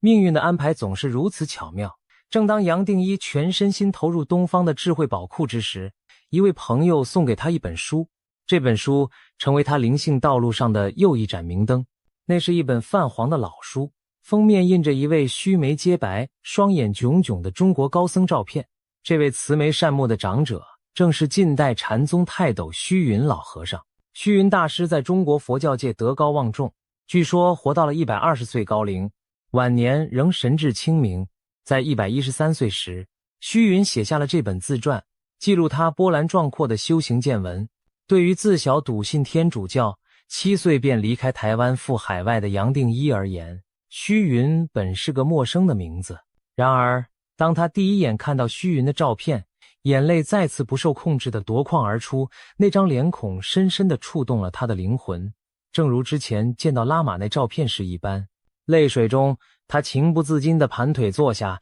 把虚云自传捧在膝上开始阅读。谁知这一坐便是整整1个通宵。期间，他感到时间仿佛倒流，一盘无形的磁带正带领他的意识回溯，从现在到童年，从出生前到前世，再到更遥远的过去。记忆的漩涡越转越深，翻腾出无数影像，有那原始洪荒年代的野兽咆哮，也有历经文明兴替的人群浮沉。他仿佛看到了自己作为不同生命形态在轮回中穿梭的种种景象。突然间，他脑海里现出佛门经典《心经》的一行行经文。他惊讶地发现自己居然在倒背心经，从最后一个字开始，逆向逐字默诵，一直诵到第一个字。丝毫不差，而每一字每一句在此刻都迸发出前所未有的深意。紧接着，他感到整个身心仿佛轰然炸裂，一切物质与念头都四分五裂，荡然无存，只剩下无限的寂静与空明。在那无比宁静的虚空中，他目睹了大约2600年前的一幕。古印度菩提树下，释迦牟尼佛在大彻大悟后缓缓睁开眼睛，端详这个宇宙万物的景象。也就在此时，杨定一睁开了自己的双眼，他觉得自己仿佛经历了一场涅槃重生，对这个世界有了全然崭新的认识。可以说，杨定一经由虚云大师的指引，亲证了禅宗所说的明心见性，透过内观自省，直指人心，见到自性本源。这次彻底的超凡体验，带给他长久以来苦苦追寻的一个答案，也引出了更多新的提问。经历过上述种种非凡境遇，杨定一博士逐步构筑起自己对宇宙真相的理解。他相信我们所处的这个宇宙其实是多重宇宙的叠加，在同一片空间中存在着不同层次、不同频率的世界。我们肉眼所见的三维物质世界只是其中很有限的一层，而在我们周围的同一时空坐标中，同时共存着无以计数的众生和世界。他形象地描述道，这些不同层面的宇宙彼此堆叠在一起，却互不干扰，就像电视上重叠播放多个频道的画面，每个频道自成一个世界。换言之，我们眼中的现实只是众多共存现实中的一种，在人类看不见的光谱之外，还有无数生命在各自维度中活动着，我们与他们叠加生活，却彼此浑然不觉。听到这里，也许有人会问，有什么办法可以证明那些另一空间确实存在呢？杨定一从自己擅长的科学领域出发，想到一个有趣的切入点，研究佛教高僧圆寂后留下的舍利子。佛教有种传说，修行有成的高僧圆寂火化后，会留下晶莹坚固的小珠粒，被称为舍利子。有人说，那是修行者在另一空间的高能量结晶。杨定一通过科学手段分析了释迦牟尼佛舍利的成分，发现佛陀的肉身已经与意识达到完全一致的状态，物质组成呈现出一种近乎完美自由的结构。所谓完美自由，用他擅长的比喻来讲，相当于生物体变成了超导体，也就是零阻抗、零损耗，能量可以无限传导的状态。在舍利的成分中，他甚至找到一种前所未见的特殊元素，杨定一称它为真元素。这种真元素性质就像化学上的惰性气体，不与任何已知物质发生反应，仿佛游离于这个物质世界之外。如果说释迦牟尼佛的身体以真物我合一的超凡境界，那么舍利中发现的真元素也许正是某种来自彼岸世界的物质遗留在人间的证据。杨定一感叹道，2600年过去了，人类的科学文明仍未能走出佛陀当年所揭示的掌心。他认为现代科学其实正在一点点逼近古老圣者们早已通达的真理，只不过方式迂回且缓慢。如今他用自己的研究从侧面印证了佛经里关于物质与精神关系的奥义，意识到达极致时，甚至可以彻底改造物质结构，使肉身变得超脱于凡尘法则。这不正是神通或圣迹的科学写照吗？由此他更加坚信，宗教与科学的鸿沟终将弥合，人类总有一天会用科学语言来理解神迹背后的机理。在杨定一的精神探索中，另有两位神圣的存在始终给予他指引和启发，他们就是耶稣基督和弥勒佛。可以说，一位是西方宗教的救世主，一位是东方佛教信仰中的未来之佛。而杨定一的人生使命仿佛正是东西合璧地为这两位大能者服务。他常说自己仿佛要为弥勒和耶稣在人间的丛林铺好红地毯。在梦境与打坐的深层冥想中，杨定一屡次感受到来自弥勒的教导，他的意识仿佛来到兜率天，佛教中弥勒内院所在的天界，聆听弥勒佛的说法，每每流连忘返。杨定一相信弥勒佛已经为未来人类准备好了一整套完整的新法门，一旦时机成熟，这套法门将会在人间施行，为人类文明带来颠覆性的升华。他透露，弥勒的大法门有一个最大的特点，强调意识高于物质。这一点听起来似乎与现代科学的唯物观背道而驰，但杨定一说不必担心，因为当前的科学终将被人类扬弃，取而代之的将是弥勒法门所体现的新科学、新宗教、新哲学。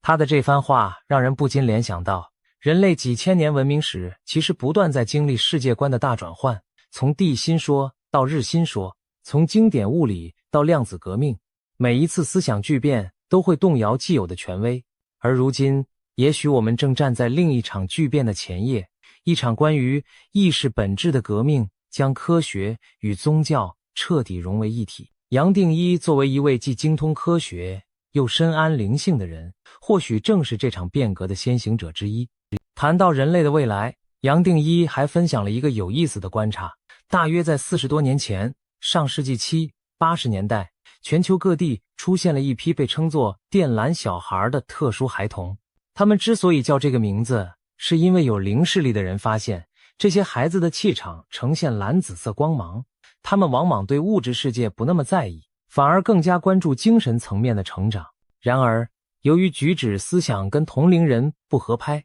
许多靛蓝小孩在成长中被贴上了过动症或注意力缺陷的标签，被大人认为是不适应社会的怪胎。杨定一表示，这些孩子其实是人类意识进化的先锋，只可惜当时的人们不理解。到了最近20年间，又陆续诞生了一批更为特别的水晶小孩，他们的气场带着乳白或彩虹般的光泽，性情平和善良，宽厚谦逊，与人相处毫不设防。他们往往智慧超灵，有敏锐的直觉，能轻易洞悉真相，仿佛与生俱来，肩负着为人类开创美好未来的使命。有人说，水晶小孩是靛蓝小孩的延续者，来完成前者未竟的使命。但杨定一更乐观地认为，靛蓝小孩和水晶小孩将会携手合作，在未来帮助创造一个更友善、和谐共生的世界。在他看来，这两代新人类身上各自承载了灵性和物质两种极端特质，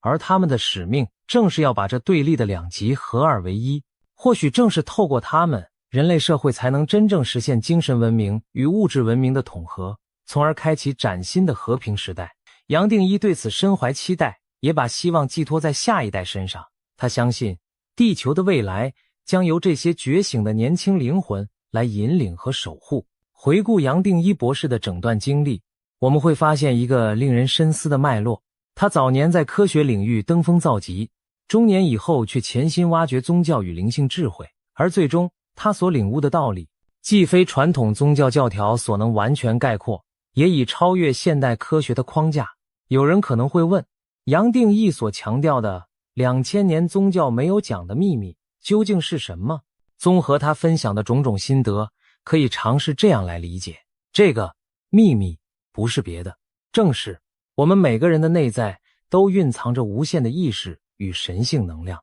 而整个现实世界只不过是一场意识投射的幻梦。换句话说，真正的神并非高高在上，遥不可及，而是存在于你我的内心深处，只是这个真相长久以来没有被宗教清楚直白地告诉世人。2000年前的圣者们或许早已明白其中奥义，却往往只能透过隐喻和预言启发众生。于是宗教逐渐演变成教义和仪式的外在形式，而那直指人心的真实却少有人能体悟。杨定一博士的种种经历证明，人是可以直接经验神圣、亲见真理的，不需要将希望完全寄托在外在的崇拜对象或权威上。我们的意识本身就深藏着打破幻象的钥匙，只要肯专注内寻，我们终将发现天国就在你心中，佛性本自具足。这或许正是耶稣和佛陀的核心教导，只可惜2000年来大部分人只知其词而未明其道。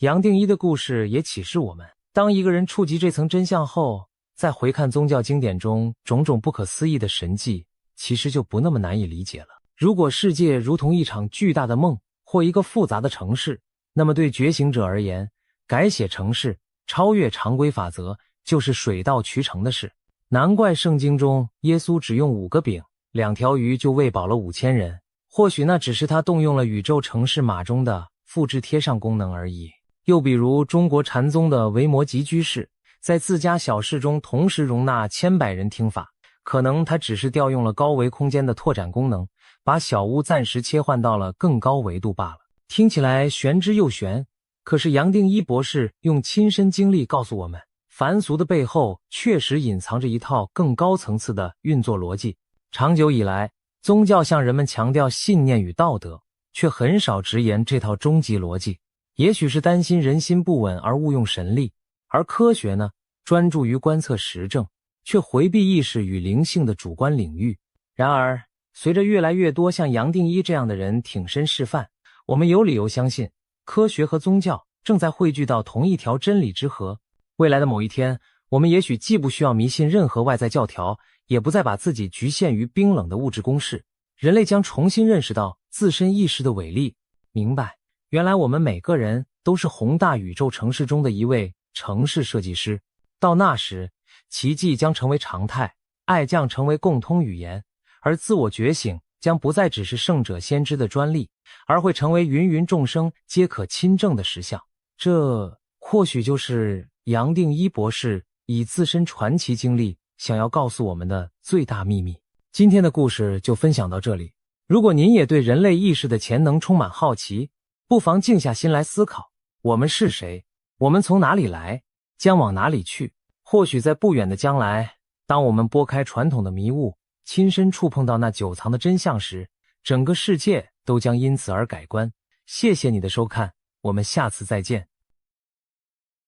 反了，全反了！你没有听错，韦伯望远镜最近的发现正颠覆我们以为的宇宙真相。今天我们就来聊聊这些令人瞠目结舌的新发现。长久以来，科学界对宇宙诞生与演化有一套公认的剧本。我们相信宇宙源自一场大爆炸，从极小极热的一点急速膨胀开来。大爆炸后约38万年，宇宙温度降低，光子第一次可以自由穿行，留下了今天可观测的宇宙微波背景。此后，宇宙进入数亿年的黑暗时期，没有任何恒星发光。理论推测要等到大爆炸后1-2亿年左右，第一批恒星才会点亮黑暗，结束漫长的宇宙黎明前夜。最初的恒星集结成小小的星系胚胎，经过漫长的合并成长，几十亿年后才终于演化出如银河系这样庞大壮丽的星系。而黑洞呢？我们一直以为只有当最早的恒星耗尽燃料，超新星爆炸后，黑洞才会作为恒星遗骸登上宇宙舞台，因此黑洞的出现时机理所当然地晚于恒星与星系的形成。这幅宇宙图景曾经被我们视作定论，写进教科书，让人深信不疑。然而韦伯太空望远镜 JWST 的观测结果正在动摇这套剧本的根基。值得一提的是，韦伯望远镜本身的问世也是一段充满挑战的传奇。它的研制从上世纪末开始筹划，历经经费超支和技术难关，几度差点被腰斩，直到2021年成功发射，才让所有人大大松了一口气。在离地球150万公里外的第二拉格朗日点，它需要自行展开一面足有网球场大小的多层遮阳伞和18片精密镜片，步步都不容有失。所幸韦伯的部署一切顺利，他成功变形展翅并开启双眼，状态甚至比预期还要出色。科学家们发现韦伯的观测性能超乎想象，能探测的暗弱星光比原本估计的还要更暗淡，分辨率也令人惊艳。可以说，这次宇宙观的再洗牌有一半功劳要归于这台伟大仪器的卓越表现。韦伯望远镜被昵称为人类的黄金之眼，因为它的主镜附有一层金箔，六角形蜂巢般的镜片在阳光下熠熠生辉。更重要的是，它拥有无与伦比的红外线视力，仿佛一双能洞穿尘埃与历史的金色瞳孔。2022年年中，韦伯正式投入观测后，天文学家便屏息期待它能捕捉到宇宙黎明时期最微弱的星光，让我们一睹第一代恒星和原始星系的真容。然而当韦伯在2022年7月首次发布全彩深空影像时，天文学家们的下巴差点掉下来。照片中闪烁的不只是预期中的点点微光，还布满了许多让人不敢置信的亮红色斑点。那些红得发紫的小光斑散布在宇宙深处，意味着它们极为遥远。由于宇宙膨胀，遥远天体发出的光波长被大幅拉长变红。换言之，韦伯一眼望穿时空，看到了宇宙年仅几亿岁时就已存在的一批明亮天体。科学界原本以为要在宇宙100万岁的幼儿期找高个子是缘木求鱼，没想到韦伯却揭示，宇宙的幼儿园里早就有半大少年在蹦跳了。事实上，自韦伯上线以来，不到2年时间内，他就一次次刷新最遥远星系的观测记录。目前人类已知的最远星系出现在大爆炸后约 2.8 亿年，这道跨越了130亿年才抵达地球的微光，宛如一扇时光之窗，让我们得以偷窥宇宙黎明时的真实景象。而更让科学家震撼的是，通过这扇窗，他们看到的并非想象中孤寂幽暗的星宇，而是繁星点点，甚至出现了几座意料之外的灿烂宇宙城市。通过这扇时光之窗，韦伯仿佛带领我们亲眼目睹宇宙黎明的景象。朦胧的轻雾弥漫之中，第一批恒星正成群结队，地点亮黑暗，组成了一些年纪尚幼却光芒四射的星系雏形，将四周原始的气体云映照得通明。我们本以为这幅黎明画卷应该相当暗淡寂寥，孰料韦伯所见竟如此璀璨丰富。在韦伯首批深长影像释出后短短几周内，科学论文如雨后春笋般涌现，各国团队纷纷报告发现了许多超高红移星系的候选体。有的星系所发出的光来自大爆炸后不到3亿年，甚至一度有论文声称捕捉到距大爆炸仅2亿年的星系。虽然这些最极端的候选者后续在光谱确认中有的被推翻或修正，但确定下来的远古星系数量之多，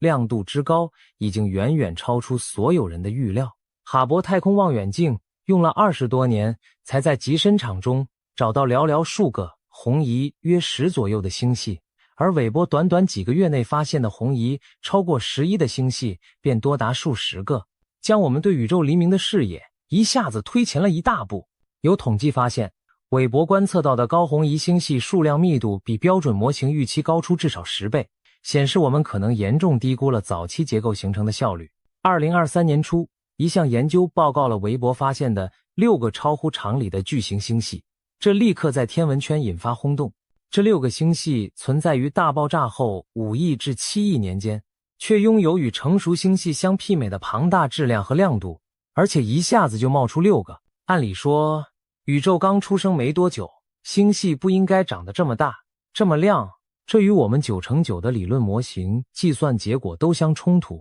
其中有一个星系的恒星总质量估计高达约1000亿个太阳，质量几乎相当于银河系质量的一半，而它形成时宇宙年龄还不到6亿年。面对这些远古庞然巨物，难怪媒体惊呼，这简直是不可能的星系。参与研究的宾夕法尼亚州立大学天文学者乔尔莱亚感叹，他们原本预期看到的是微小年幼的星系雏形，没想到韦伯展示的却是一群成熟的离谱的庞然巨物。一开始，就连科研团队自己都怀疑是不是数据出错，他们反复检验观测和分析流程，试图找出任何可能的误差，却始终无法推翻这个惊人结果。就这样，宇宙幼儿园出现肌肉猛男的现实摆在眼前，搞得理论专家们一时语塞，因为按照旧理论，这种情况几乎不可能发生。要知道，按照我们之前的宇宙成长剧本，这无疑相当于物理定律被颠覆了。有人甚至抛出难道物理学不存在了吗的戏谑之问，以此来形容理论受创之深。究竟是我们的理论出错了，还是这些天体另有玄机？面对韦伯抛出的谜题，科学家们绞尽脑汁，试图找出合理的解释。一种可能性是，韦伯望远镜捕捉到的某些亮斑其实并非完整的星系，而是被浓厚尘埃遮掩的超大质量黑洞发出的光，也就是早期的类星体。类星体中心的黑洞吸集炙热气体盘发光，极为明亮，远看可能掩盖其母星系的存在。如果真是如此，我们或许高估了那些天体的星光。然而即便这样，根据韦伯数据推算，其中蕴含的恒星总质量仍然高得离谱，足足比传统模型预测高出1-2个数量级。换言之，就算那些光点有部分亮度来自黑洞吞噬气体的高能辐射，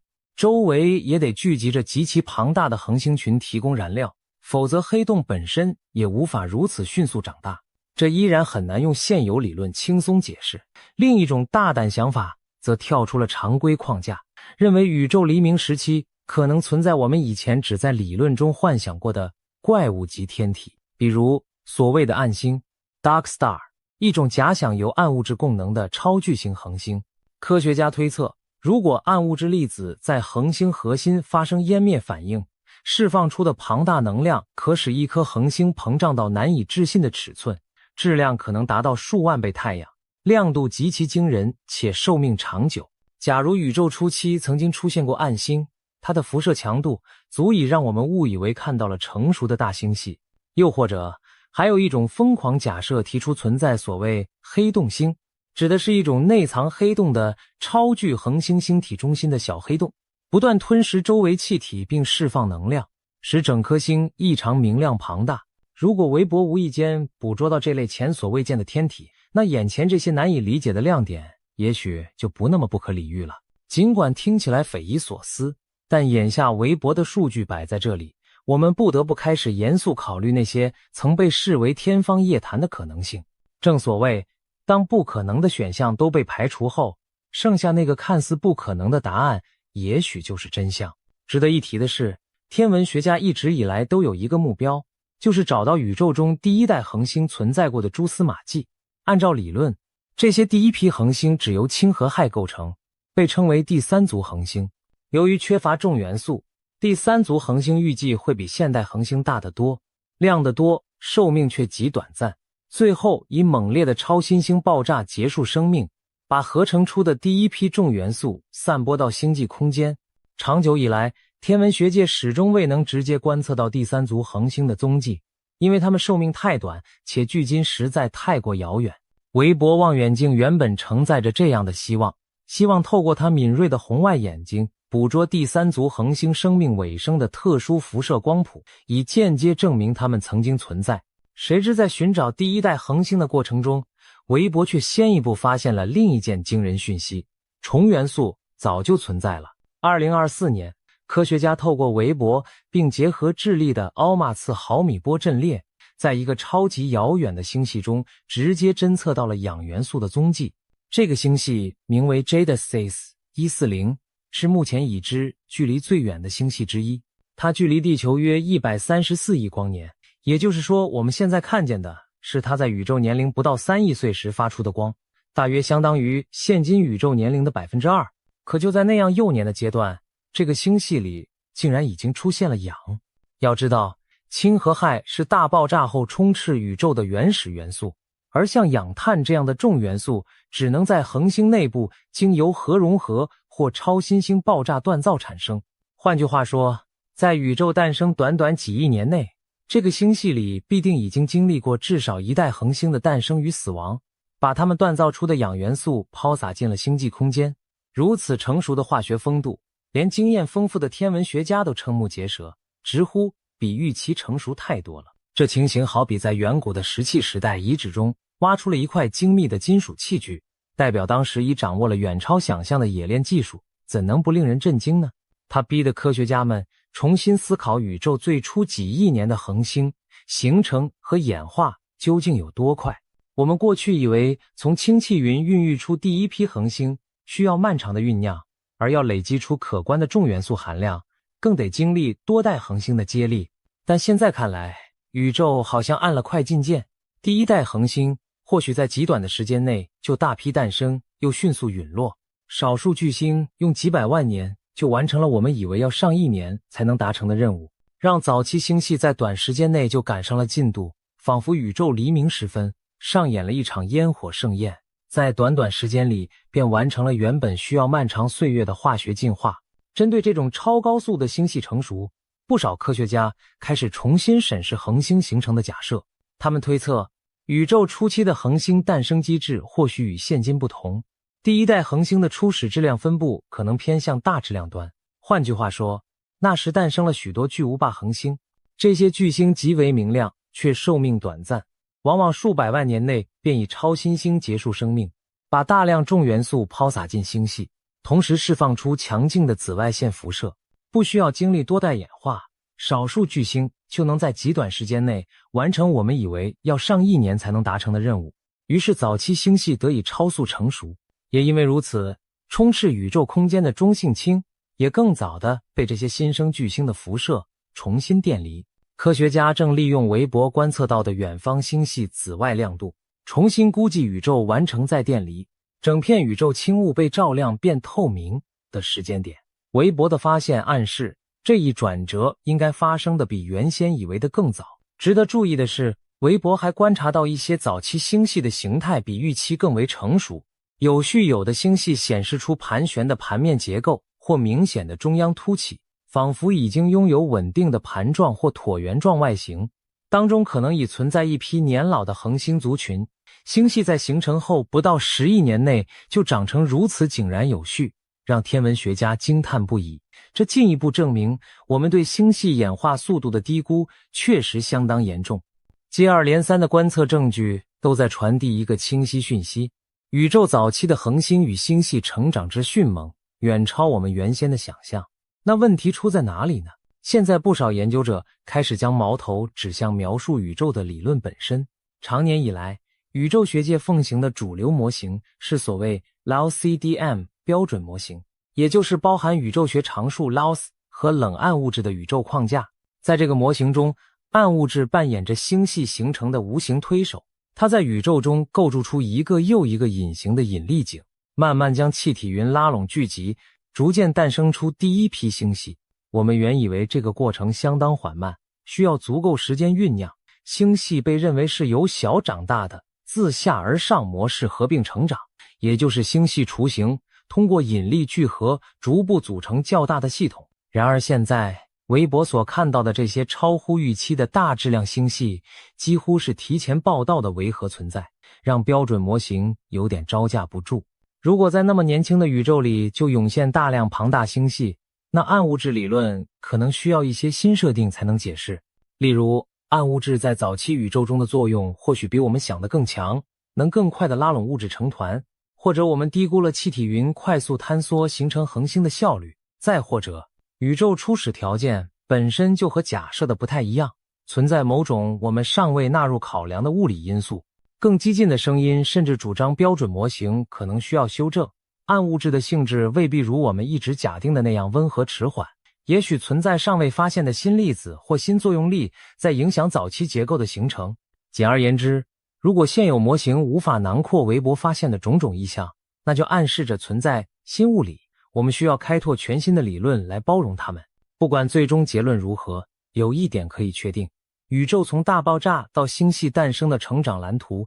势必要因韦伯的发现而重新绘制。宇宙学家们如今仿佛站在一幅巨大的拼图板前，韦伯交到他们手上的新碎片无法拼入旧图案，只得开始重新思考整体图像可能长什么模样。然而故事还没完，就在科学家们绷紧神经，试图调整改良模型以安置那些过早长大的星系时，韦伯望远镜又丢出了一颗超级震撼弹，而这次矛头直指黑洞的秘密。在此之前，我们深信黑洞的出现要晚于恒星，必须有恒星先演化并陨落才能留下黑洞种子。但韦伯的最新观测显示，某些黑洞也许在宇宙还年幼时就凭空冒了出来。事实上，韦伯的相机已在多个超远方的小红点中见到了异常强烈的光芒，它们太红、太致密又太明亮。天文学家推断，唯有早期形成的超大质量黑洞才能解释这种特征。可黑洞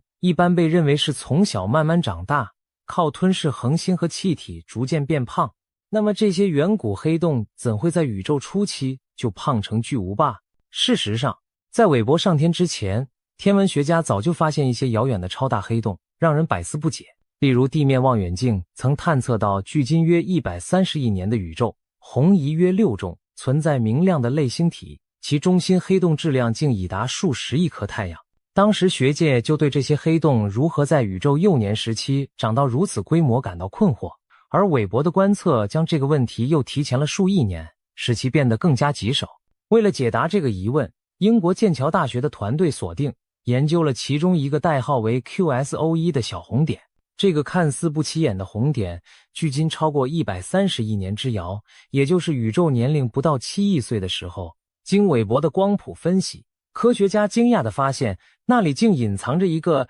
质量约5000万颗太阳的黑洞。如此庞大的黑洞现身于如此早的时代，已经让人震惊。更诡异的是，围绕它的行头竟少得出奇，只能勉强辨识出一圈稀疏的气体云在旋转，缺乏我们熟悉的星系结构。不仅如此，研究团队发现那圈稀薄物质的化学组成近乎原始，几乎全是氢和氦，看不到由恒星锻造过的重元素痕迹。换句话说，这个超大质量黑洞仿佛光溜溜地裸露在原始宇宙当中，没有伴随一整座星系一起形成，也没有经历过恒星世代的喂养。这与我们本地宇宙的观察形成了鲜明对比。在现今星系中，中央黑洞质量通常只占其母星系的1/1000左右，星系总是先孕育无数恒星后才发展出中心黑洞。然而在这遥远红点中，黑洞的质量反而超过了周围物质小型星系的总和。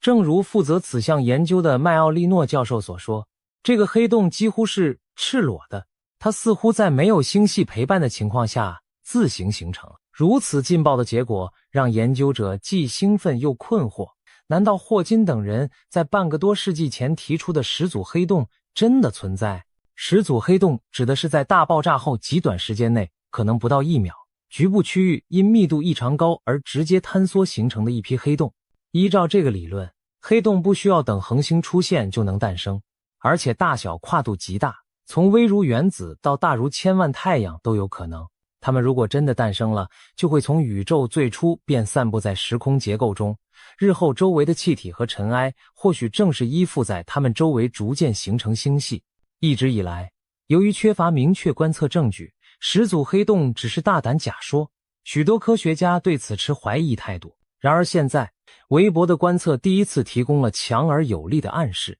证明一颗庞大黑洞在宇宙黎明时几乎孑然一身地存在着，且周遭物质极少，这正符合始祖黑洞的预期特征。如果未来有更多证据证实这点，我们对宇宙历史的理解将被迫大幅改写，恐怕得把先有星系再有黑洞的剧本改写为先有黑洞再孕育星系的新版本了。另一方面，也有一些学者提出较温和的解释，或许这些远古黑洞是由庞大的气体云在没有形成恒星的情况下直接坍缩而成，省略了恒星诞生和超新星阶段，因此能在短时间内成长为超大质量黑洞。这种所谓直接坍缩黑洞的模型虽然不如始祖黑洞那般颠覆，但也属于理论推测，目前尚缺乏明确的观测证据。未来韦伯累积更多观测数据后，或许能帮助我们判断哪种机制在塑造早期黑洞的故事。韦伯带来的新谜团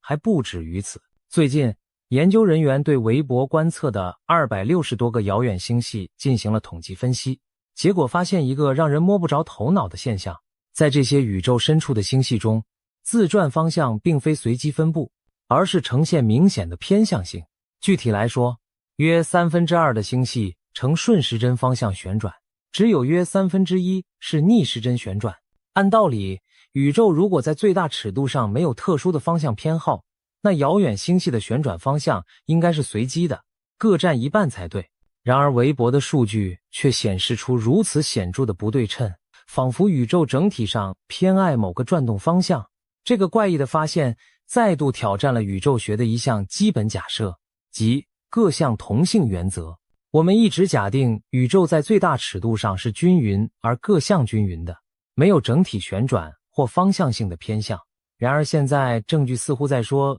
不，宇宙从一开始就偷偷转了起来，而且方向还挺一致。这究竟是怎么一回事？为了解释这背后的成因，科学家脑洞大开，提出了一个听来匪夷所思却又发人深省的解释。或许我们的宇宙本身就身处于另一个更大宇宙的旋转黑洞之中。换句话说，我们的宇宙可能只是更高层次宇宙里一颗旋转黑洞的内部，而那个母宇宙的黑洞本身在高速自转，所以我们的宇宙从诞生起就继承了这股旋转。听起来像天马行空的科幻小说吗？其实早在上世纪中叶，就有物理学家提出过黑洞里的宇宙这样大胆的假想。波兰理论物理学家尼科德姆·波普劳斯基等人论述过，当黑洞内部坍缩的物质达到极限密度时，就会产生如压缩弹簧极度压紧后猛然反弹般的能量，透过爱因斯坦罗森桥喷出，形成一个全新的迅速膨胀的宇宙。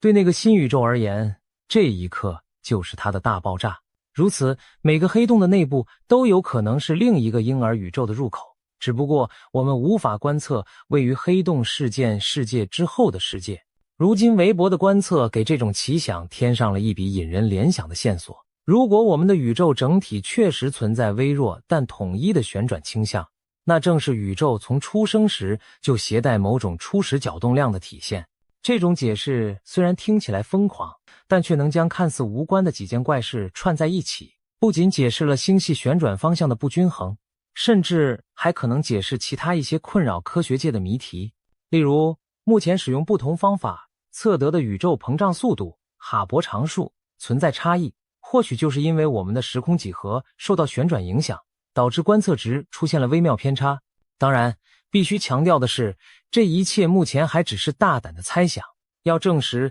我们的宇宙是否真的被困在另一个更大宇宙的黑洞里，难度几乎等同于证明平行宇宙的存在。但即便不谈这疯狂理论，仅星系自转方向失衡的发现就足以让宇宙学家开始认真审视宇宙会不会在整体上自转这个以往被视作天经地义的问题了。巧合的是，此前科学家在研究宇宙微波背景辐射 CMB 时，也发现过一些似乎违反各项同性的奇特迹象。例如，有研究指出 CMB 大尺度温度起伏好像略微沿着某条轴线排列，这被戏称为宇宙邪恶轴。还有一片著名的 CMB 冷斑区域，温度明显低于预期。这些异常曾引发各种猜想，有人甚至怀疑那可能是我们的宇宙与另一个平行宇宙发生过相互作用的残留痕迹。不过由于证据有限，主流观点倾向认为那只是统计上的巧合。